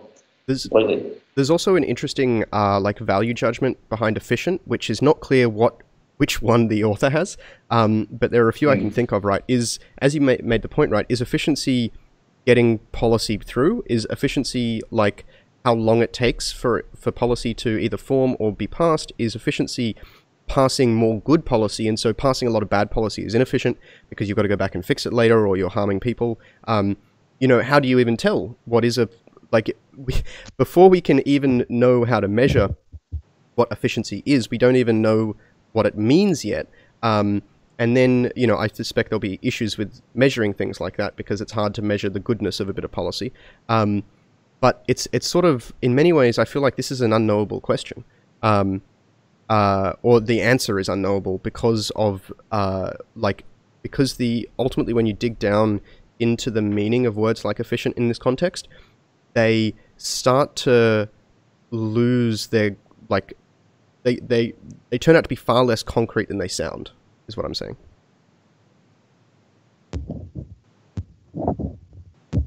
Cool.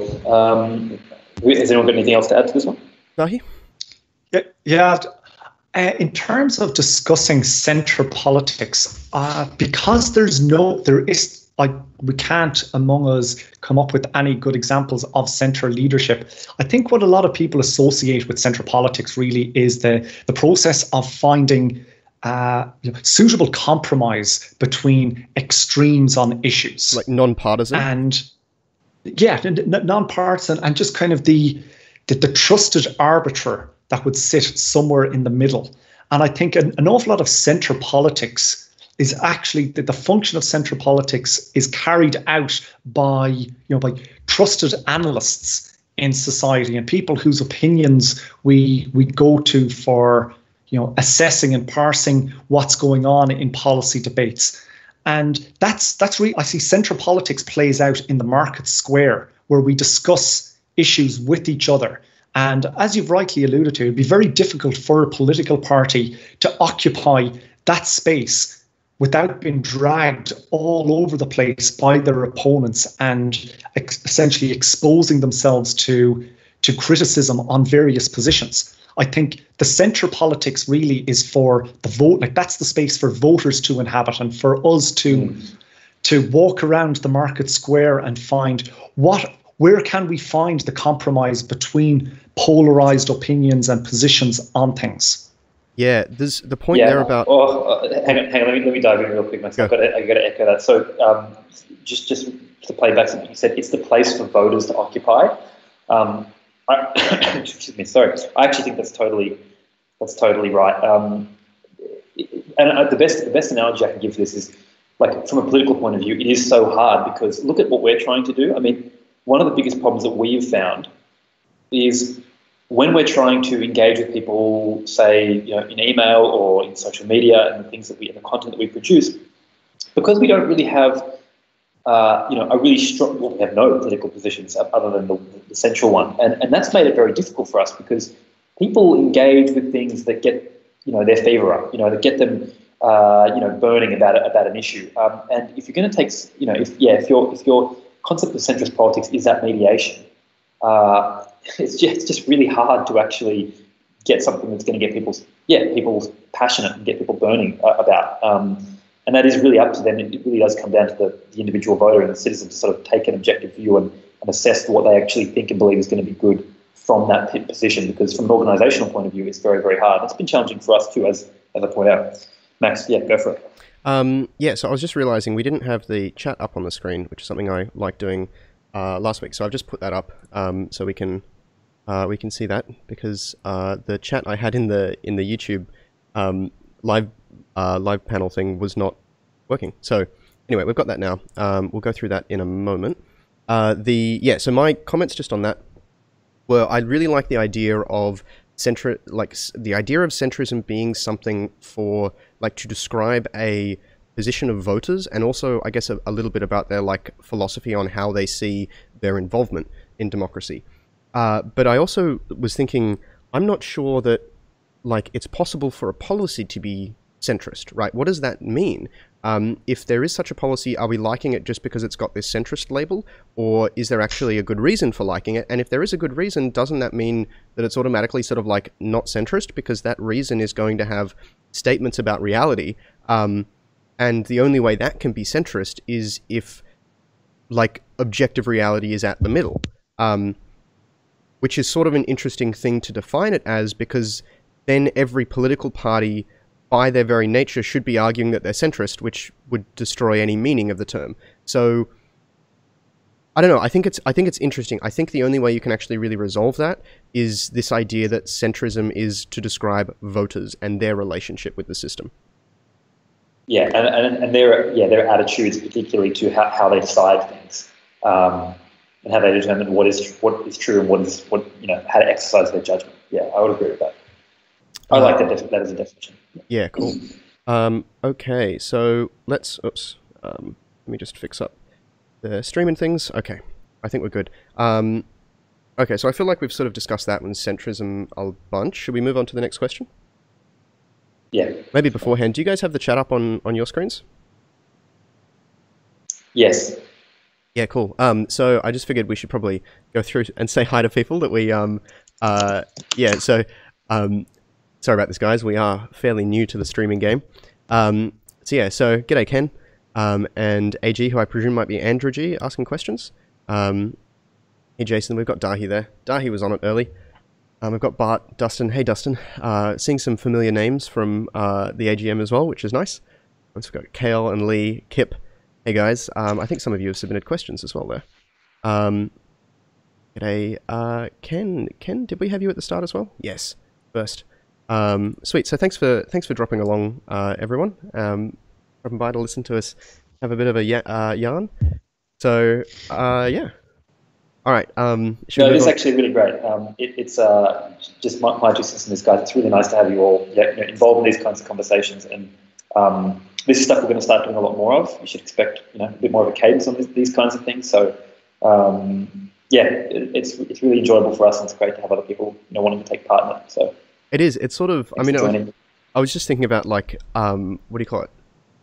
It's sort of like almost just noticing that at that moment, like, totally changed my mindset in terms of, it's so, I guess, encouraging, you know what I mean? As opposed to having, like, no feedback, and then it's like, oh, no, it's good. It's like, it's exciting. It's fun. So anyway, thank you, everyone. It does actually, like, mean a lot. So very much appreciate you saying hi. Cool. All right. So I guess this next question, Malcolm Turnbull, Center Politics Part 2. So I presume that's Malcolm Turnbull and, like, semicolon Center Politics Part 2. Anonymous again asks, and this is 3 minutes or so after the first question submitted. Was Malcolm Turnbull right when he said that to win, you have to win votes from the centre? And last one, can centre politics ever be revolutionary? Which is the argument that some Democrat candidates make in terms of US politics. So, alright, so we'll deal with these as two different questions. This first part, was Malcolm Turnbull right when he said that you have to win votes from the centre? I don't know about you guys, but this feels basically like very compatible with what we were just talking about. The idea of the centre being something for voters to occupy. Yeah. I mean, it definitely...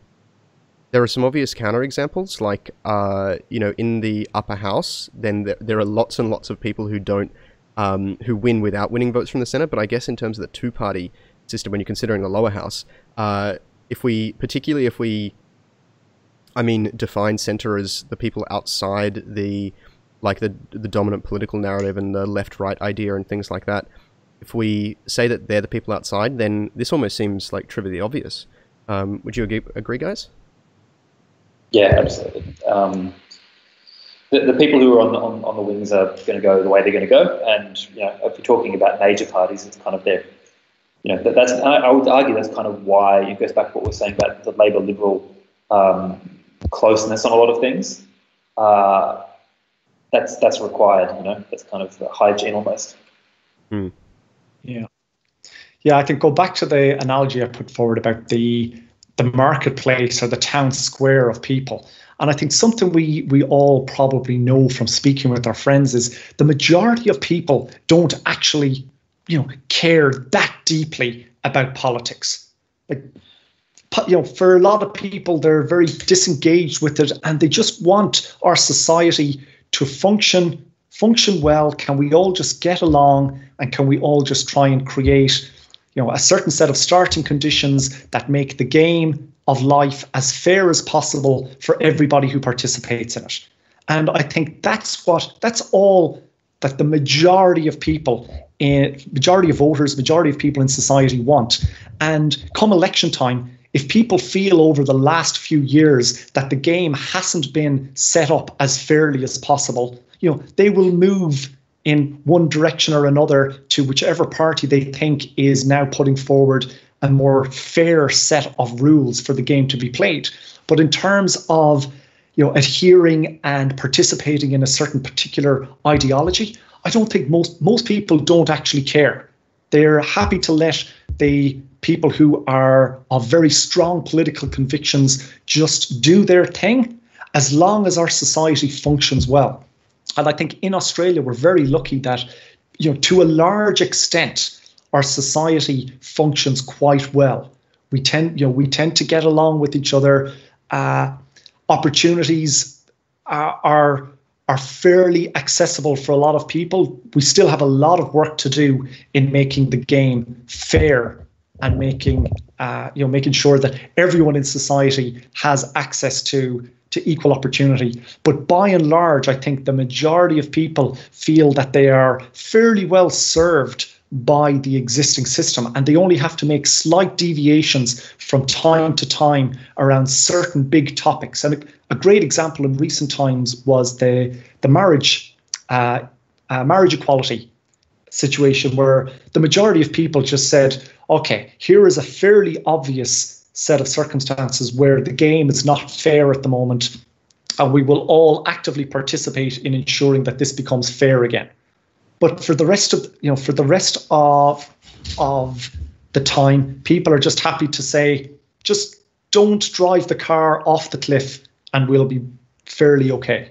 Yeah, the just while you're saying that, I sort of thought of, you know, a little tagline type thing, like for Flux, something like a fair go, fair game.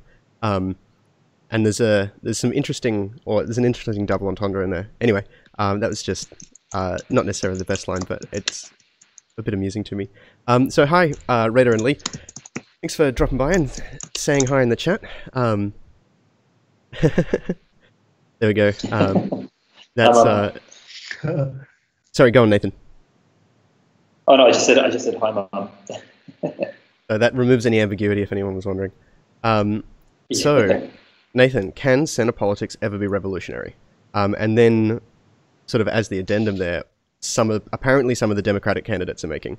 I'm not sure. I haven't particularly heard this this thing about the Democratic candidates there. But what do you reckon? Yeah, I mean, again, it goes back to our definition, right? I mean, if you had a society of people that were really committed to our definition of centrist politics, right? This idea that good ideas can come from anywhere. We're not committed to ideologies. We're committed to seeing what works in the real world and choosing our policies, on a policy by policy basis. I would say that's revolutionary in some ways, because I don't think it's what you see right now, and I think not so much in Australia, but more in the United States right now.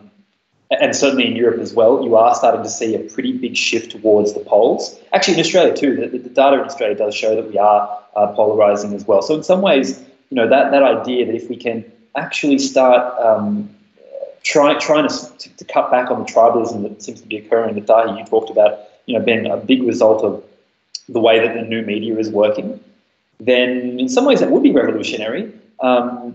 In terms of the Democrats' position in the US, I can see why they might make that argument, particularly because they're going in the exact opposite way. I mean, I'm not sure what everyone's opinion on this are, but I think it's almost like it's pretty obvious that the Democrats are moving very far to the left in the last few years. So in some ways, yes, centrist politics would be going very much against the grain, and especially if you think that the right in politics in the United States is moving more to the right, then in some ways centrist politics is a revolutionary idea, not in the way we traditionally think of it, but maybe in the way that it is certainly becoming contrarian to the current political paradigm.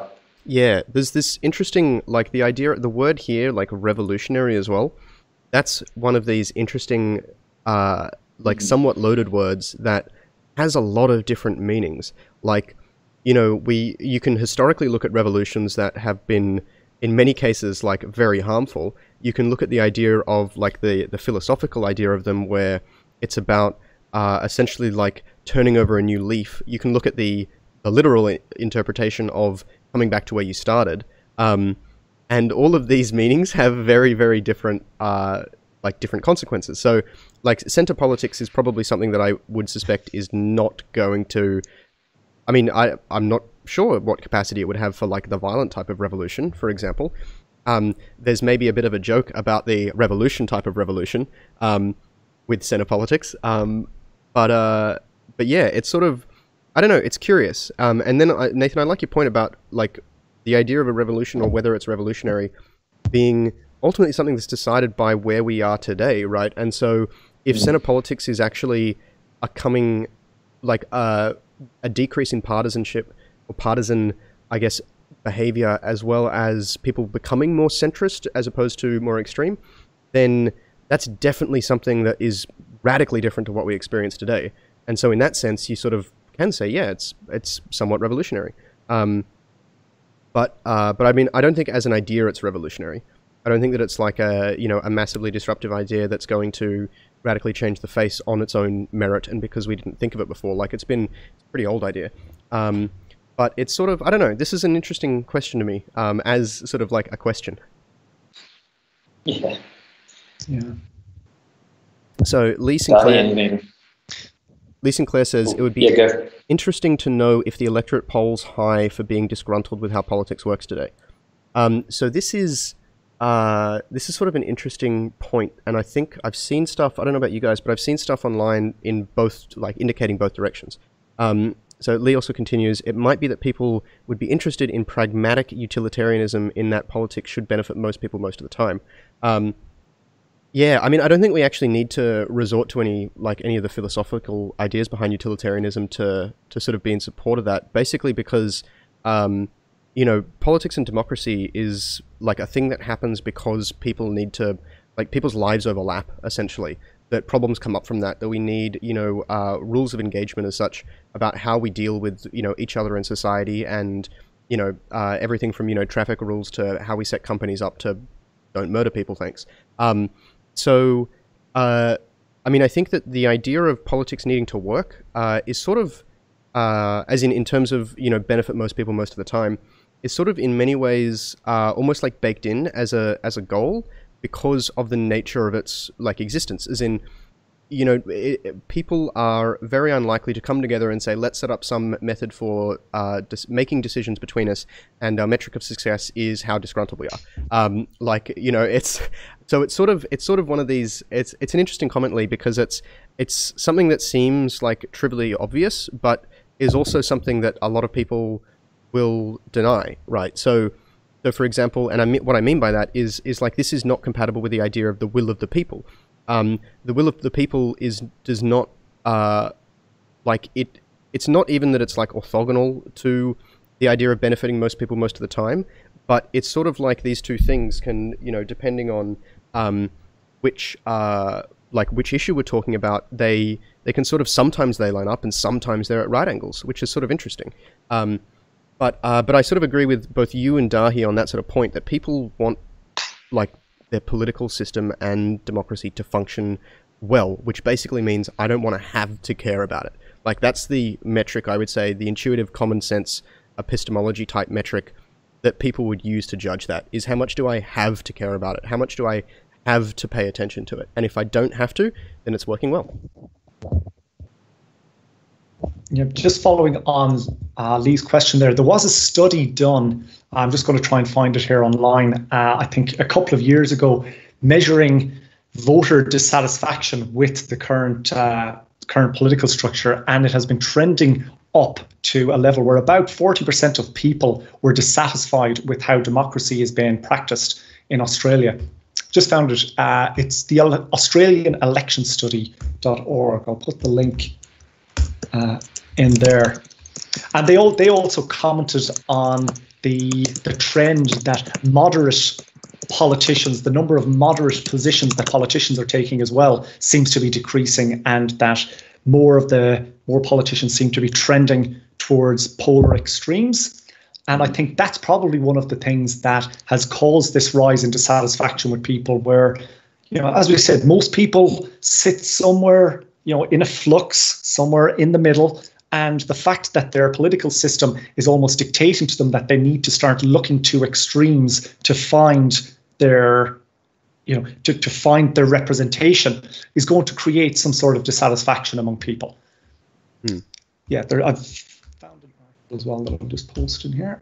So one thing, I'm not sure if I can find it quickly, but there is some interesting sort of things and comments, particularly on some popular things. Let me see if I can. There's one with like a graph where there's this idea where they're basically trying to support the notion that there's been like a decreasing support for democracy. So like maybe like the reason I bring this up is because it was quite popular some years ago. This is a very recent article, but they might have the graph in here. Anyway, the other reason I wanted to bring it up was because it interpreted the results in a way that made it look like people were far less satisfied with democracy than they were before. And the reason that it did this is that, so first, it was over many decades, and the way that they measured it was, so they had to accumulate a whole bunch of data that were taken using different surveys, and they measured the pro-democracy response basically as putting like a 10 out of 10 on how good is democracy, or how much do you think, or what's the likelihood of democracy being better than all other government systems that are in use in the world, like a question like that. But they put the mark there for 10 to be like highly satisfied. And it was sort of interesting because they then used this to argue that that there was a decrease, which it's sort of everything that I pulled up has been in the last like 8 months.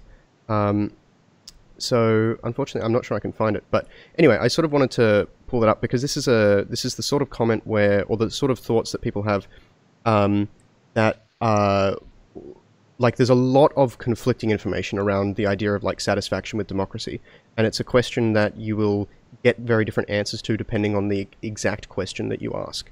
So yeah. Anyway, I'll see if I can find this while you guys are talking in a minute. But that's, yeah. Cool, all right. Nathan, sorry? No, nothing. I was just going to, yeah, no, all good. Should we move on to the next question? Is that your... So thoughts on Anarchy is the next question. Yeah, what are your thoughts on Anarchy? So, shall I read it out and then you can respond, Nathan? So, what are your thoughts on Anarchy? Go for it. I saw a YouTube video of the small town in Mexico that overthrew their corrupt government and now they are self-governed. I find this an interesting sentence in and of itself. So could this work in some way if implemented with technology, perhaps? Perhaps the problem with most anarchy systems is that the people could get overpowered and move to a more generic form of government unless some tangible system was implemented. Just a thought. All right, over to you, Nathan. Yeah, so the way that I like to think about this is imagine anarchy under two circumstances. Okay, so imagine we're living basically in a jungle and there are, like 50 of us and the jungle is vast. Okay, that's one kind of anarchy. And you might think, well, okay, yeah, what would it look like there? And in this case, a small town in Mexico. It's not obviously a jungle, but it's a small scale under which apply this concept of anarchy.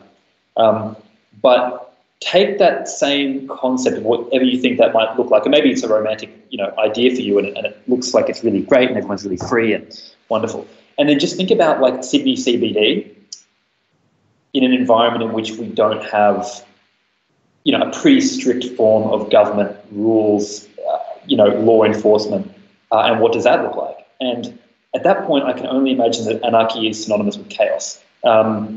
So, yeah, my thoughts on anarchy are basically that it's just a non-viable concept for how humans ought to run society. If you think that there's going to be more of us in the next few decades than there are now, cities are going to get bigger, technology is going to become more complex. The way that we integrate, technology with society is going to become more impactful.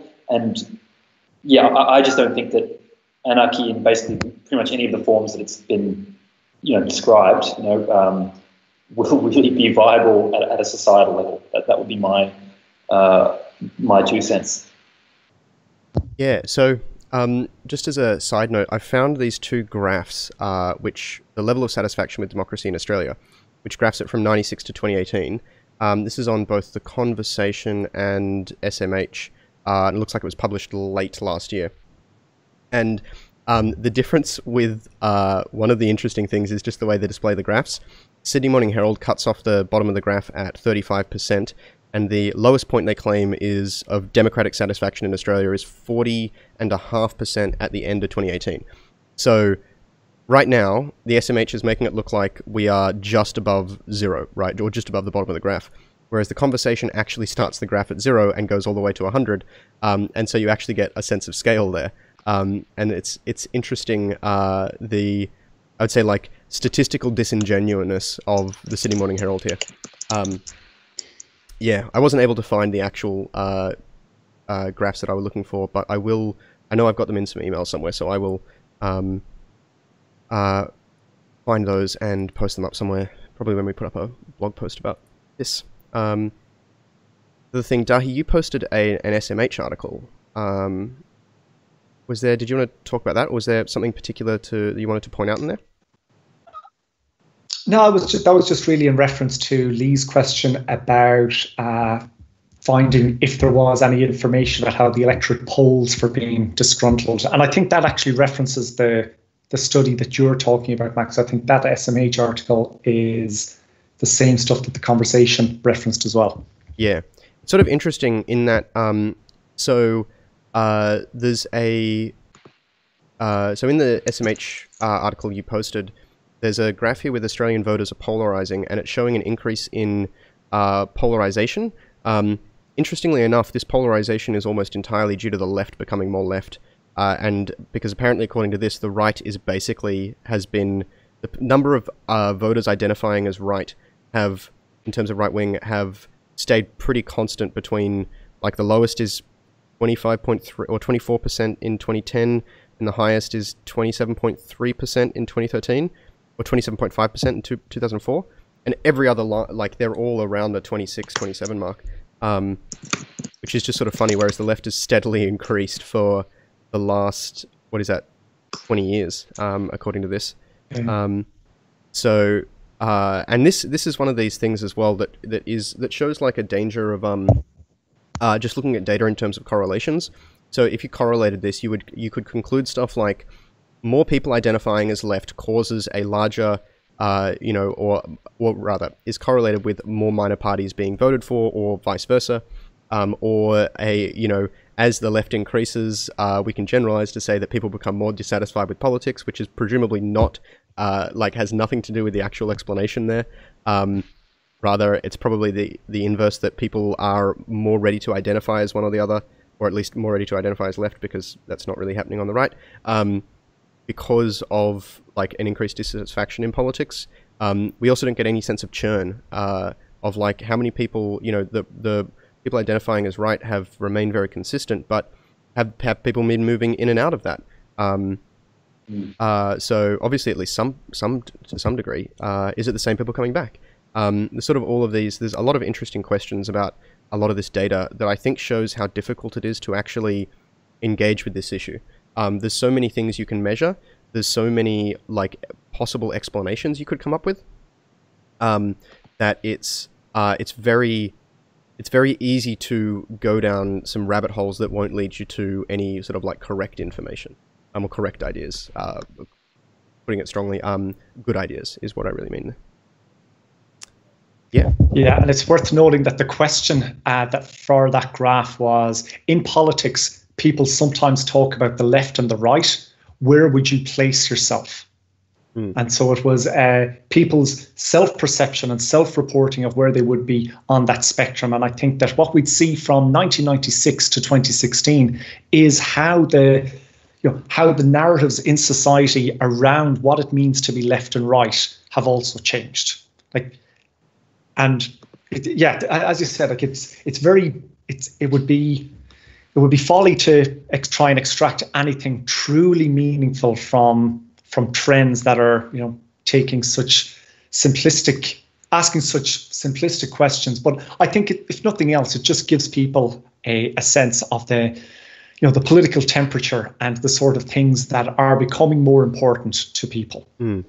This the way I look at like data like this is not to say that it doesn't have some meaning involved with it, but that this data and the graphs we produce, the surveys themselves, they're all like shadows of something. And the idea of researching these sorts of things is to try and figure out what that shape is that's giving the shadow. But the shadow can be very different depending on, how that shape is oriented. It could, if you rotate it in one direction, then the shadow changes to look, like a new shape. And then if you rotate it in the other direction, then maybe it gets a whole lot of holes in it. And so trying to figure out what shape or what the like three-dimensional shape of an object is based on its shadow can be really difficult. And in science, it's even worse, because you don't even know where and how you can rotate this object. You sort of get ideas, but then you can come up with new ways to rotate it to come up with new shadows. And so that's sort of why it's like very dangerous to base base ideas too prematurely on that sort of thing, because there are just so many things you don't know, and there are things you don't know, to probably overuse the cliche. But it's always very interesting to think about sort of the implicit assumptions and stuff that go into this sort of data. So I guess should we maybe get back to anarchism, the question on anarchy? Yes. So yeah, I don't know. So Anonymous here says that this Mexican town overthrew their government and now they're self-governed. So, I mean, is that implying that the self-governed is like, are they an anarchistic little town now, or did they just put in a new system of governance? Do they have a government in terms of like a council, a local council or something like that, municipal council? I don't know. There's a lot of unknowns here. It would be nice, Anonymous, if you could have included a link to an article or things that we could give it a background on. Do you guys know? I'm actually aware. I'm somewhat familiar with the background story here. I think it was a town called Chevron or Chavan in Mexico, and in essence, it was one of these towns that was very badly afflicted by the cartel violence in recent years, to the point where the local government and law enforcement authorities have been completely infiltrated by the cartels, and people were at a complete loss as to how to get themselves out of it. So bringing ourselves back to anarchy and the definition of anarchy, some people have come to associate the term anarchy with, as Nathan described, as chaos. But the true essence of what anarchy is trying to do is saying that in the absence of government or some kind of imposing authority, that by people coming together and exercising their own individual rights and free will, that some sort of equilibrium can be found. And as Nathan rightly pointed out, in small sets and small groups of people, it can be much easier for people to find that equilibrium among themselves, even when they have all of their competing interests pulling them in different directions. Where it becomes really difficult for anarchy is as it scales up and the number of people increases and the number of divergent opinions and the strength and weighting of those opinions and the strength and weighting of people to, exert those opinions on other people. As that increases, anarchy tends to fall apart. But in relation to this town in Mexico, what they found was simply by overthrowing and no longer relying on their government functions, the local government functions, and in particular law enforcement, they went about installing their own law enforcement and they took it into their own hands to start policing their streets. And in the short term, it created a huge and noticeable difference in terms of the outcomes. I'd need to dig into it a bit more to find the specific numbers and statistics and so forth. But in terms of the numbers of people being killed and the number of violent incidents in that town, it dropped right off once people again took responsibility to try and solve those issues. But does that mean that that solution would scale up for all of Mexico? Most likely not. In small pockets, and when positioned relative to the complete and utter, the horrible situation that these people were in, where their town was, beset by cartel violence. Over the short term, a return to anarchy and rebuilding those structures gave them an outcome that was, that absolutely worked for them. But is it a case that proves that anarchy works? No, it's one isolated story that shows how anarchy in a contained environment can bring about superior outcomes to systems that have been completely co-opted and corrupted by violent organizations. Yeah. So one of the things that I've just found some articles about it. So I think Cheran, Cheran. That's the one. So they've apparently they've just gone through late last year, or Q3 last year, their third Council of Elders. Municipality names third Council of Elders to their communal government. So, I mean, this I think sort of makes an interesting point about like anarchy, and these are my views on it, sort of thing. Is I think like anarchy is a natural state in the sense that it's absent of humans at all. Like that's sort of the base state, right? And we can sort of transition through it. So this community in Mexico threw out a whole bunch of law enforcement, corrupt government officials. I mean, I think in general, throwing out, corrupt government officials and corrupt law enforcement is probably a good idea. They then transitioned through this and then out of it very quickly, in the sense that they, like you were saying, Dahi, they took their own, they took responsibility, but they did set up other governance structures. And so there's this interesting idea of like governance structures being necessary or a natural thing that grows out of anarchy, that you actually, like anarchy itself is unstable, is that in a state of lawlessness of that, in the like the purest sort of sense there, then things will happen to end up producing laws, whether that's like some person taking power and becoming a dictator, or, a community talking about things and self-imposing rules. I mean, I guess the way I sort of look at this is like, in thinking about like what's actually good with a capital G, it's the things here that are good is this idea of like responsibility, feedback mechanisms, accountability, like that. The community had to take on responsibility to free themselves of that corruption. And I think that that's actually a pretty general thing, in that if you want your politicians to be, or to be responsible, to not be corrupt, to be accountable, then ultimately at some stage you need to become those politicians. Like, you need to take on that responsibility yourself, and it sort of speaks to the nature of one's involvement with democracy, and I guess the moral implications of involvement and what you should expect based on the amount of responsibility you're willing to accept. I sort of speak like that generally. I don't think each person needs to accept huge amounts of responsibility, but that responsibility needs to have a direct link back to the community that's affected by those decisions or by that jurisdiction. And when you get like outsiders coming in, or systemic corruption, then you get a disconnection there, is that people are actually denied the right to take responsibility for themselves. And that, I think, is like something that's very deep and very harmful, deep in like the philosophical sense of thinking about these sort of structures. So yeah. So this is the next part of the question here. Could this work in some way if implemented with technology, perhaps? I mean, I don't see this Mexican town as really being a demonstration of anarchy. You know, they've put a government in place, and it sounds like a fairly traditional type structure, right, where they have a council of elders, implied by this intercontinentalcry.org article. Yeah, I mean, I think technology can always be used to implement systems. I mean, systems themselves are technology, right? The idea of like a Senate, for example, is a technological idea, even outside of the voting technology. Yeah, do you guys have much thoughts on this?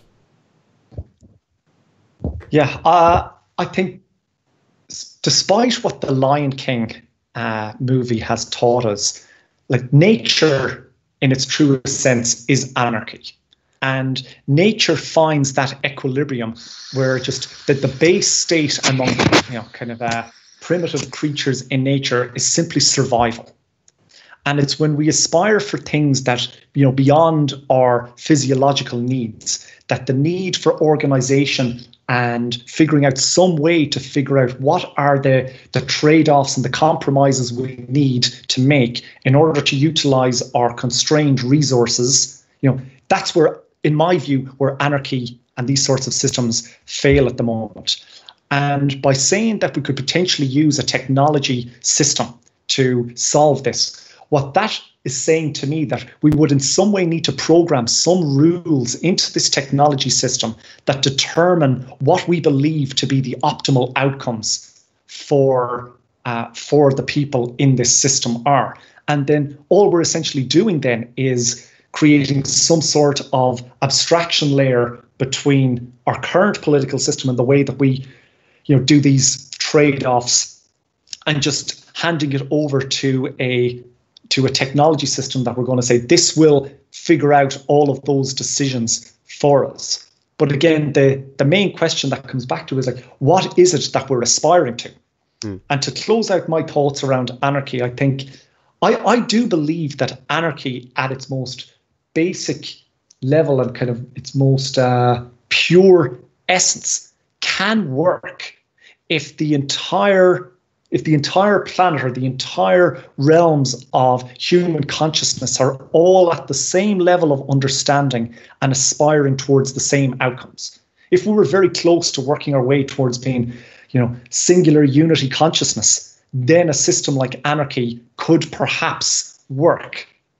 But because we're so far from that, I don't see how we can actually get all of these different systems and interacting ecosystems to get a system of anarchy to find some sort of balance. It will always just go from one set overrunning the other, like the lion's been the king of the jungle for a while until the baboons organize and then them taking over and essentially mirroring what we're seeing in our own evolution and how we've evolved.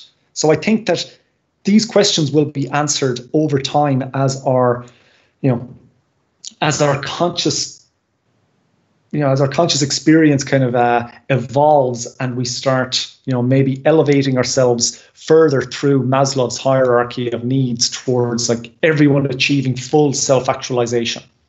So I love the I guess we've touched on it a few times, the irony of like anarchistic systems, or like, having to embed, if we wanted to use technology to facilitate anything, we need to define rules. And it's almost oxymoronic, isn't it? Exactly, yeah. It's sort of like anarchy is, I sort of feel like anarchy is not a thing, it's a lack of a thing.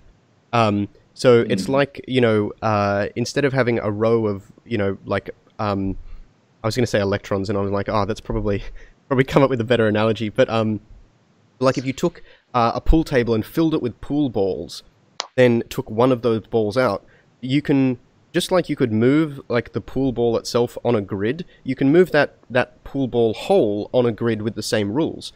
And so anarchy is sort of like that inverse. It's the lack of that, as opposed to, as opposed to a thing itself that you could implement. You can just unimplement other things. And to follow on from your nature point, Dahi, the idea, like, yeah, nature is anarchistic, and it's brutal. It's about survival. Like, pretty much before human civilization, are there any animals that like died of old age, for example, or did everyone either get or all the animals either get eaten by other animals, or like die of starvation or lack of water, or things like that? But the other interesting point there is the not just life itself, but then within ecosystems, the I don't want to use the word like spontaneous too much, but it's essentially like the spontaneous emergence of new interesting systems governed by things like the laws of economics, or like the ways that like ant colonies work, and some of the interesting like other things we've found to analogize to that. The way that like I can't remember what they're called now, the slime molds, I think they're called, will like grow over a surface and then route resources between different parts of its organism very efficiently, that actually like mimics the like creation of like systems that humans have created. So anarchy is sort of interesting in this point, in that the idea of the emergence of all these really complex, interesting systems is something that I think is like in many ways facilitated because of its grounding in that the freedom that the lack of any imposition has, right? So yeah, anyway, I think it's sort of interesting, but it's not a system. But there's a lot of interesting. I think we've given this question it's definite flogging. Yeah. I think the summary is anarchy bad. Well, anarchy insufficient at the very least. I mean, yes, yeah. Humans that's bad, anarchy not fit for purpose. So yeah, Raider brings up the idea here of Lord of the Flies as an example of democracy to anarchy. There we go. We can remove Dr. Flamingo. So I mean, I've never read Lord of the Flies. I'm not sure if we want to talk about that at all. We'll just keep going. No, let's keep going. Just keep going. We've cool. You to get through it. At this rate, we'll be here for another hour and a half. So we've only got 3 more questions. So, but yeah, no, we probably do need to speed along. So, Neo-Libs and Neo-Cons.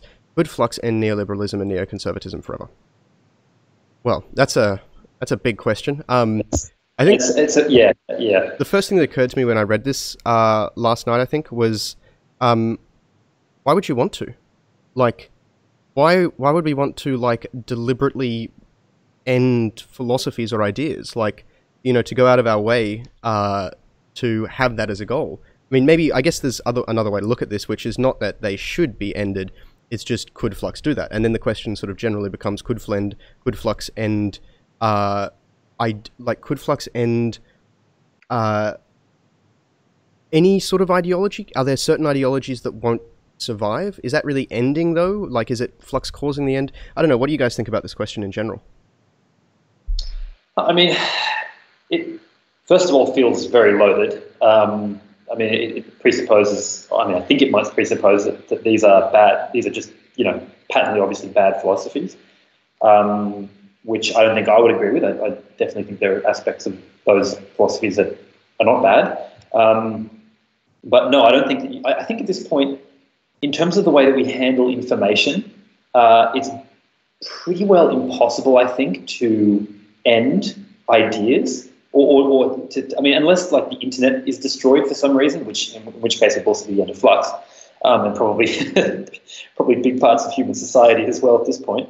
But no, I don't think it's you know, I mean, take the most like abstract, arcane, bizarre ideas from our past. You know, ideas of mythology. I mean, those things aren't going away. I mean, there are people that think that the world is flat.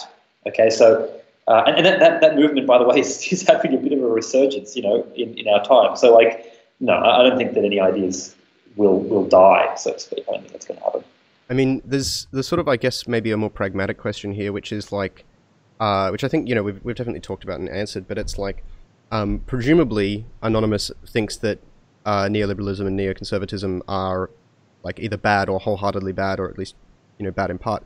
The better question then is like, how does Flux interact with bad ideas? And what happens there? Like, because I think it's one of those things along the lines of the paradox of tolerance we talked about earlier, and some of the other mechanics of IBDD itself. If bad ideas aren't allowed through, it doesn't matter whether they're like ideologies behind them are ended or not.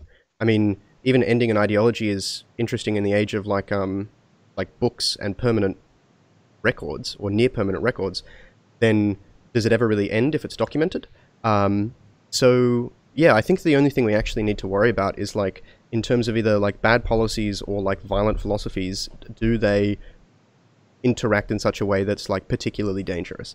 And if our answer is no, then we don't really need to worry about whether they're ended or not, or we don't need to worry about which ones are ended, because it's certain, like I think it's pretty much the case that there aren't any mainstream political philosophies that are like all good. They all have problems.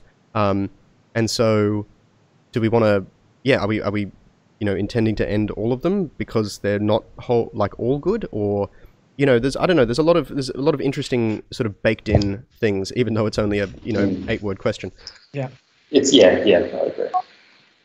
I think it's something I want to explore in that, and I think it's wrapped up in what people perceive as neoliberalism and neoconservatism, which is an idea, like a lot of people, this is me projecting my own biases again, I think a lot of people believe that these philosophies are representative of, you know, hierarchical structures and come from a very small group of influential people in society.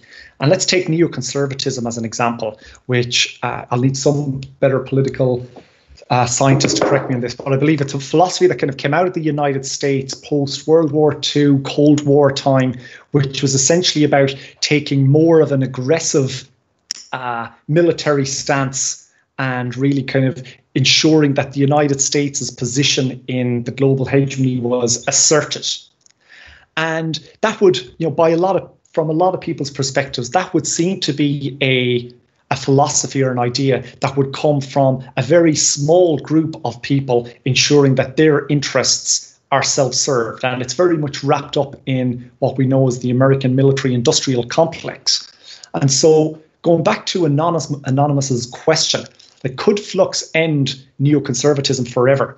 Like, as you said, no, it's not necessarily going to destroy or end an idea. But what Flux could do is reduce the perceived, reduce how much power that centralized factions who want to exert and overlay a philosophy like this onto society has. And it would bring people more into the conversation around what are the sorts of philosophies for how our country or nation state operates.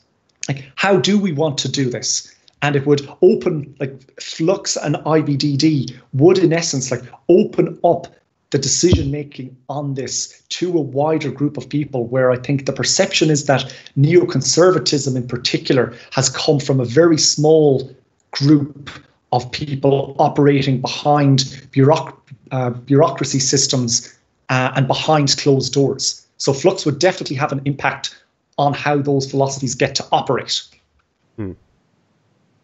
Any thoughts, Nathan, or should we jump into... No, I think let's move on. That's good. So there's a little bit of a funny story behind this next one. So if I go show my questions, then this was something that I submitted. So just for context for anyone watching, So the AGM was too long. Couldn't you have done a concise summary first, then gone into detail?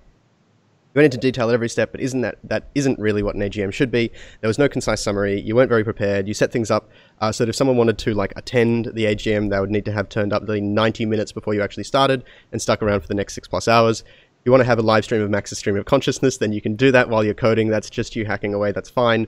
But you probably need to separate that from the AGM, which is totally different. This was Nathan and I had a we chatted last night, and not only have I sort of talked to people and they've expressed this sort of thing, but Nathan mentioned it as well. And yeah, the AGM was really long. This sort of I think I don't blame anyone for thinking this. Essentially, I think there's a good point to be made there. Does anyone else want to comment on this? Yeah, I mean, I obviously wasn't there. I was traveling, so I'm obviously very grateful that you were able to tackle it, and you covered a whole lot of ground. It was really good. If you wanted to learn what's up with the Flux Party, that was the way to do it. But yeah, I guess I've obviously, we've spoken about this, but I think in future we've just got to. I think it's two parts. One is it's really just one part. It's just setting expectations. So if we use the phrase AGM, we just have to make sure that people know what is implicit in that. And if there's any ambiguity, that might mean something that some people think it's not. We might need to just split those things out in future, and just make sure that people are, That's pretty fair. I guess the thing about the title AGM is that I'm pretty sure we're legally required to have one, and so then we put this thing called an AGM in our constitution. There's no legal definition of an AGM besides an annual general meeting, in essence. So it's sort of like a question of what is it, right? I do think we probably need to do a better job flagging what our AGMs are, because the 3 that the federal parties had so far have not been, at least there's been 2 big categories of them, and they are not at all like the normal sort of AGMs. But yeah, maybe, I really, one of the reasons that last year, the 2018 calendar year AGM was so long was that I thought we'd done such a, our previous ones were lacking in many ways. And so I guess this is sort of it was like a first iteration. I like the idea of having pretty comprehensive overviews at the time. Around the time of the AGM, it's like a year in review for everything, and a what's next year, all that sort of stuff. It probably is a good idea to focus on a tight 30-minute sort of meeting, where we go through the main things, and then afterwards close up the meeting, go through more comprehensive reports and things. We can actually do that last part either in parallel or in a not even on the day. If someone's taking care of a particular working group, they could do that in advance and upload it, or just do it afterwards or whenever. So there's a lot more flexibility there, and that will turn it into something that you can both have more detail in that way, interestingly enough, but also far more digestible, which I think is probably a good thing to aim for. So, but yeah, no, definitely this a 7-hour, a 6.5-hour live stream is pretty intense. So thank you to everyone who attended, though. That was exciting and fun. So I think there were good things and bad things. We definitely need to focus a bit more in future and make sure that we're a bit more prepared and all that sort of thing. Yeah. Cool. Last question. So Brendan Jones asks, what happened to the old members forum, and is it still accessible in any way? So, hi Nathan, Max. What happened to the community.voteflux.org? It hasn't been up for a long time. Is there still a way to access it? There were some fantastic discussions on there about everything Flux, IBDD, and the philosophies, applying those philosophies to the real world. I'd like to revisit some of those discussions. Thanks, Brendan. Okay, so basically what happened was that the community forum started to have issues. Both the software that was running it started to become unresponsive at times. That made it either impossible to log in, or you could start browsing stuff, but then as soon as you tried to reply, it would give you errors. The upgrade process that the forum had in place, the software running the forum, started to break, which is sort of funny because the architecture of the forum was of Discourse is the name of the software, is something where they run it in a container so that it should be very deterministic or as deterministic as it could be, reliable. And they're the only forum software that I know that does that, and I've only had that sort of issue with this forum software, and I've used a few over the years. We actually have So is it, does anyone remember, is it forum.flux.party? So we set this up a little while ago. We haven't worked on it for a bit, but we have intended to restart like actually being able to use forum stuff. I've got this manage thing here. I should probably get rid of that. Not sure if that's me or Andrew or... Anyway. So there's, I guess, two parts to that. One is we want to have forums again. In terms of the old forum, I have a complete backup in multiple places, I think. The problem with that is I haven't had the time or to look into the database structure and actually see how easy it would be to either move that somewhere or archive it, or what do I have to take out to make it okay to put up publicly, because there are things like people's private messages in there. There might be personal information. I haven't looked at it, so I don't know exactly what's in there, but I imagine that there's a whole bunch of stuff that would need to be stripped out first. But I do want that to happen. If anyone is interested in helping out with that, or has an idea about how discourse works on the back end and can give me some pointers on like what to delete to make it safe, then I definitely want to hear about that. So so thanks, Brendan, for the question. Sorry that it's been down for like 2 years, or that data's been, that all those discussions have been locked away for 2 years. We have lost a good resource, and that's so we should definitely make sure we get that back, and to put up a bit of an archive of the old forum in whatever format we can. So cool. Well, I think that brings us to the end of the questions. And we have one more. No, we have one more question. Oh, I've got a refresh. Yeah, so Bart has said, are there any plans to incorporate a participatory budgeting system into the Flux App? So some legislation will require that either taxes are increased or budget cuts are made elsewhere. Voters need to have a good understanding of the costs when deciding whether to support legislation or not. Will voters be able to have any influence over how legislation will be financed, or be able to see the expected effects of the legislation on the overall budget? So I think we've all got the three of us have probably all got the same sort of answer on this, but does anyone want to lead off with it?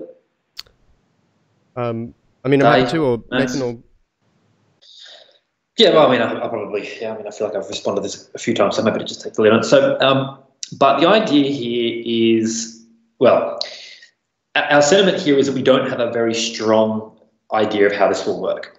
To start, it's not really a problem for us immediately, because as we know, Flux's capacity to actually have that level of influence such that, the decisions that we make will be drastically affecting, budget considerations is actually very, very low. I mean, let's say the first time we get elected, we get one parliamentarian, and the next time we get 3 parliamentarians. I mean, we're talking about a scale of, potentially decades in which our effect on these kinds of decisions will necessarily be limited. But the end goal is that we will need to have a way to do this. And there are, ways floating around, there are ideas floating around, but we haven't landed on any particular method to do this that we think will be the best way to do that. And I guess this is one of those things that I think is a huge opportunity for, people who have got good ideas on how this might work, to be involved in that conversation and actually, let us know what you think, good ways to do that might work. Because as Max has said, I think earlier in this discussion,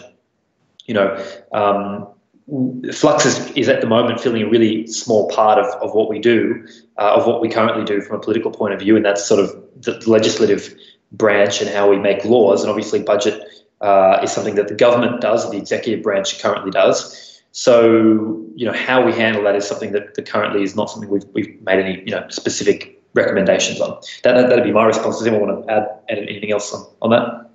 Yeah, so I guess there's a few things that come to mind, right? One element of the budget is just allocating money for the executive branch, right? That's not actually like necessarily driven by any legislation. That's more like, we have administrative functions and someone needs to pay someone else's wage to make sure that we continue to have those. So there's stuff like that. And it's also maybe worth pointing out, you can't, there's probably not many areas where you can arbitrarily expand budget and just end up with either better results or things like that.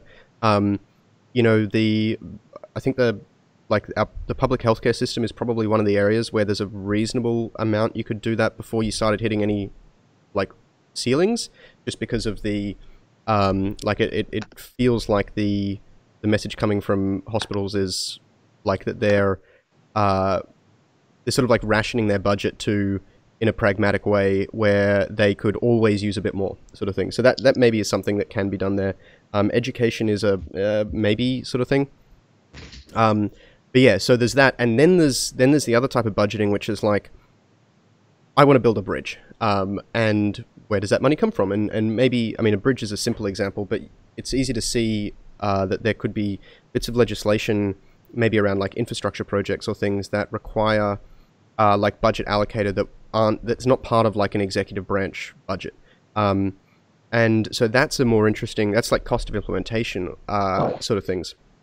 And I'd say one of the things about that is that that's part of the proposal for any bit of legislation has to include the funding for it, right?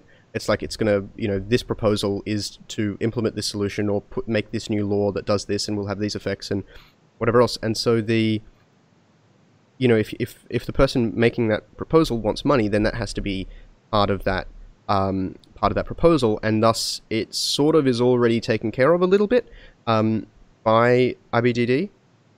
I remember as well back in May 2017, I wrote an essay about IBDD and Popper's criterion, and there's an addendum that I added, or I think I wrote it at the time. It was IBDD and budgets, and the first paragraph is just a sentence: "This is an unsolved problem."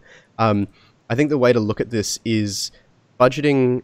So there's like simple ideas like wisdom of the crowd type stuff that I don't think is good for all situations. It might be useful for like executive branch type things, or modifying over a period of time, modifying how we spend money on things that people care about, like education and healthcare, that they would definitely like put political effort into increasing.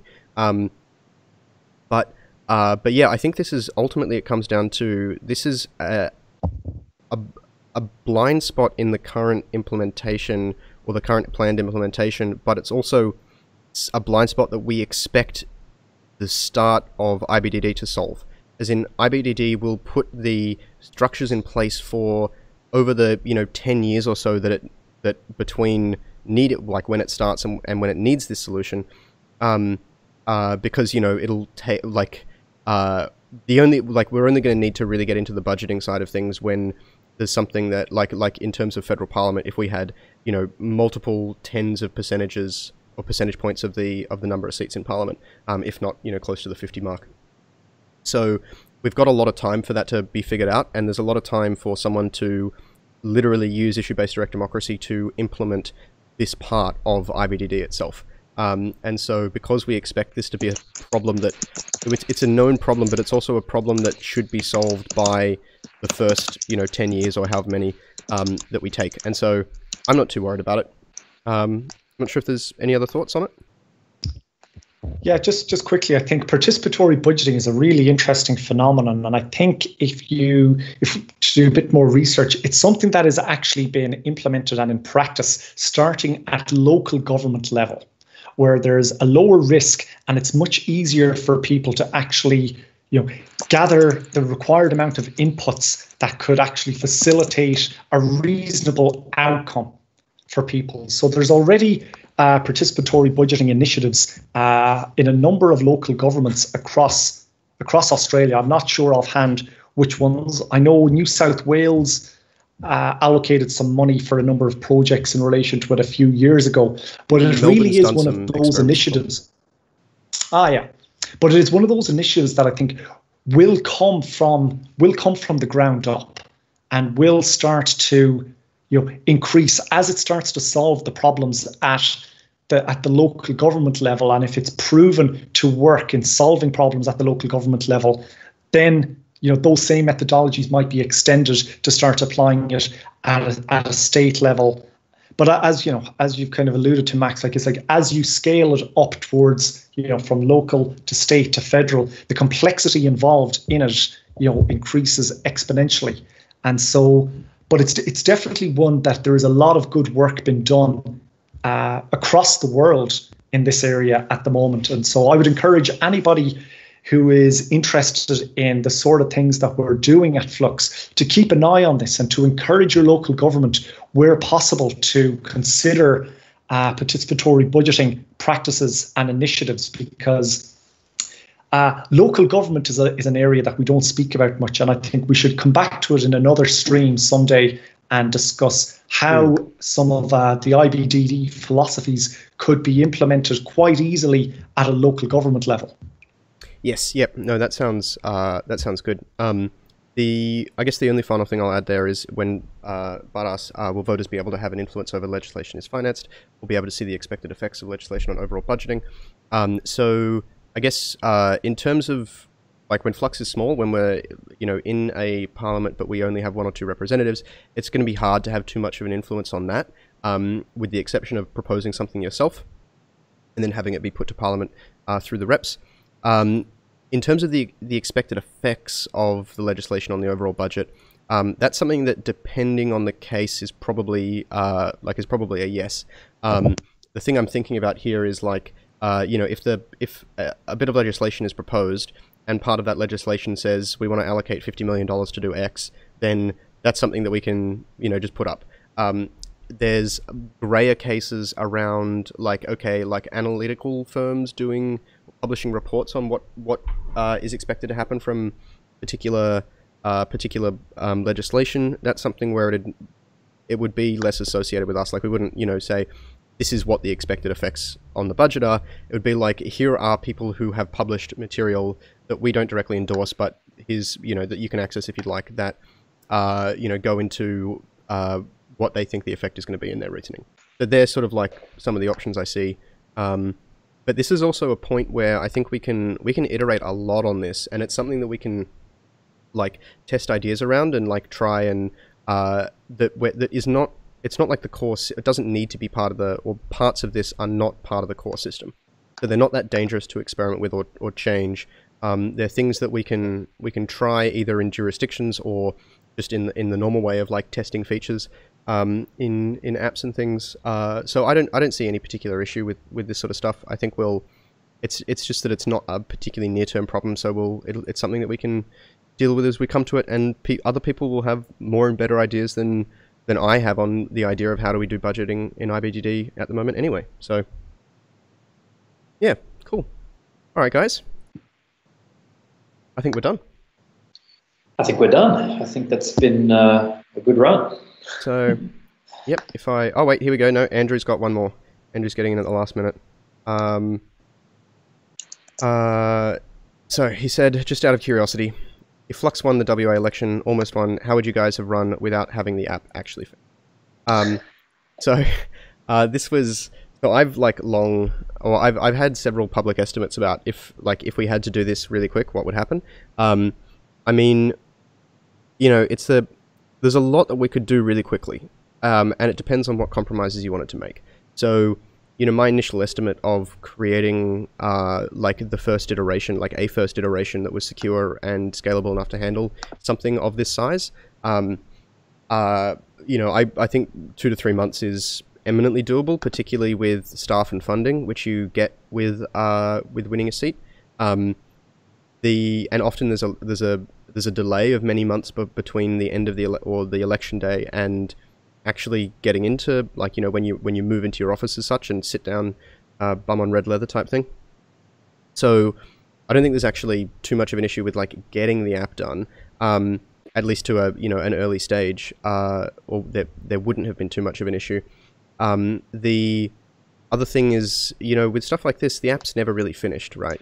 Is that the system's going to keep iterating, both at an underlying level, and we're going to keep playing with new ideas of user interface stuff, or how it's packaged, or ways that we can show data and information to people about the legislation. And I mean that not in a here's other research, but as in, how do you just present legislation to someone, right? Is the Australian Parliament House does a really bad, or the site, their website does a really bad job of that at the moment. It's atrociously difficult to move through that and find what you're looking for, unless you get the entire 130-page PDF, which is unwieldy. So there's a lot of other stuff that will never be done.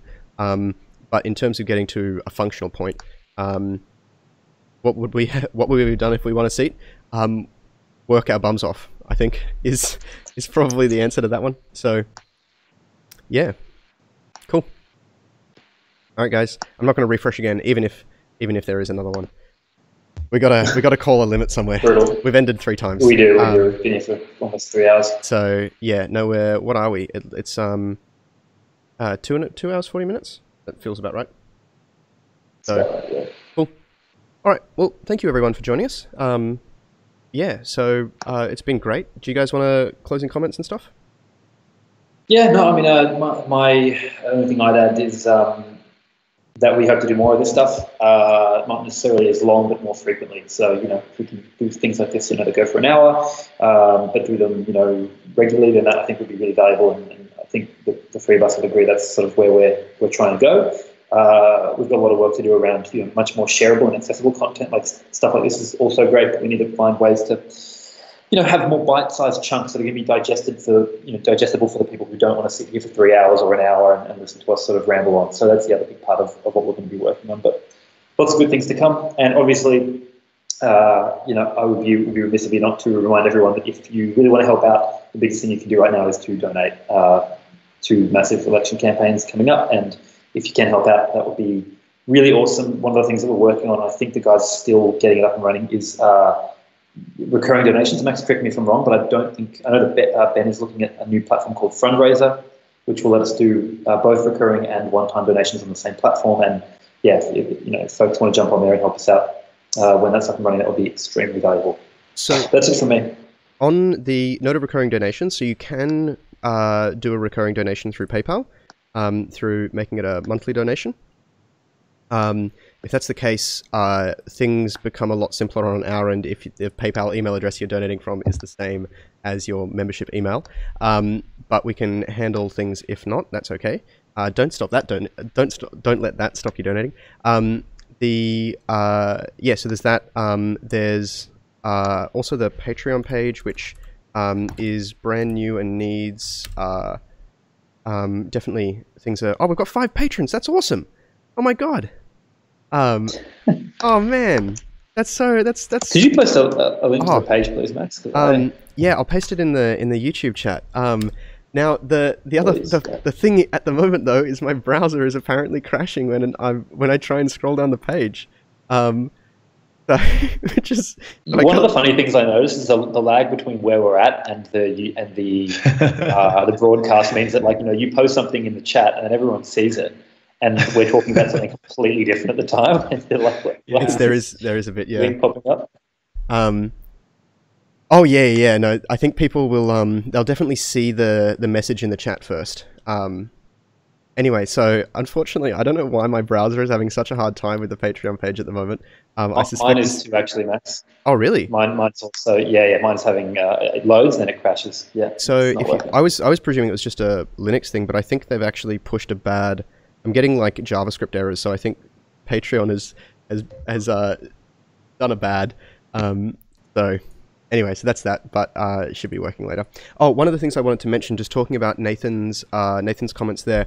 So the live stream that I did for the AGM and this one as well, and I don't see any reason why we wouldn't do it for all of them, but we'll release them under Creative Commons, so you're free to download them and cut them up and do all kinds of stuff. So if you wanted to do that, if you wanted to like say, hey, I found a really good point and like that you guys made, or a good discussion or something like that, then that's totally something you could do. So just wanted to. In fact, that would be really appreciated and awesome. That would be that would be an excellent use of your time if you wanted. If there was a point that you really liked that was shareable, that's actually the kind of. I mean, I was just thinking about this as we're doing this. There's probably lots of little gems in here which are quite cool and would be really informative to people, but. It's a lot of work, obviously, to go through and pick it out. So if anyone's remembers something they liked and want to chuck it up, that would be awesome. Yeah, Nathan, you're a bit close to the camera at the moment, by the way. Am I? Sorry. Yeah, the bottom of your head's cut off. There we go. That's better. Is that better? Yep. Cool. Thanks. Anyway, so thank you to our 4 new patrons. That's really I'm over the moon seeing that. Anyway, on to you, Dahi, and then we'll wrap up. Yep. My closing remarks, Nathan, you mentioned setting expectations, and I think there's work for us to do in setting expectations for people as to how we will do this sort of communication, and so that people can know in advance what they'll get out of it. how much of their time we're going to take, the sort of issues that we're going to cover. At the moment, as Max said, we're still new to this streaming game, and we're a bit all over the place, and we're covering a lot of different areas and kind of jumping from, you know, from organizational issues to philosophical issues. And while that might be what people like, I would encourage people to give us feedback on all of this, and over time we will refine, and we will make it a lot clearer for people what it is they are going to get in advance, so that, you know, we can make the most of everybody's time, because it's a great honor and privilege for people to be, you know, tuning in and listening to what we have to say on this stuff. And so I, for one, greatly appreciate everyone's time. It's our honor and privilege that people are listening to us rather than their honor and privilege to listen to us. That's what I intended. I don't know if that's, my words might have come out backwards there. Yes, it is our honor and privilege that people give us their time to listen to what we're saying. So I want to ensure that we treat people's time with the respect that it deserves, and we make the best use of everyone's time. So I completely agree, Dahi. Those are great words to end on. Thank you, Raider and Lee, here at the end. And thank you everyone else who showed up. It really does mean a lot to us. It's one of these things where, you know, you can end up with people vote for you, for example, but there's no like connection there at the time. But when you're live streaming, I mean, I presume you guys feel similarly, that it feels really good. So yeah, no, I completely agree, Dahi. Thank you everyone, and yes, Lee. It's no Michelle, it's Fedora. So I'm transitioning over and leaving the MacOS world. So yeah, all right. Jason just confirmed the Patreon page is crashing. So thanks for that, Jason. All right, let's leave it there. Thank you, Nathan and Dahi, for joining me. This was a whole lot of fun, and I'm looking forward to doing more with you on this sort of stuff in the future. Cheers, guys, and thanks everyone. Likewise, Max. Thank you, guys.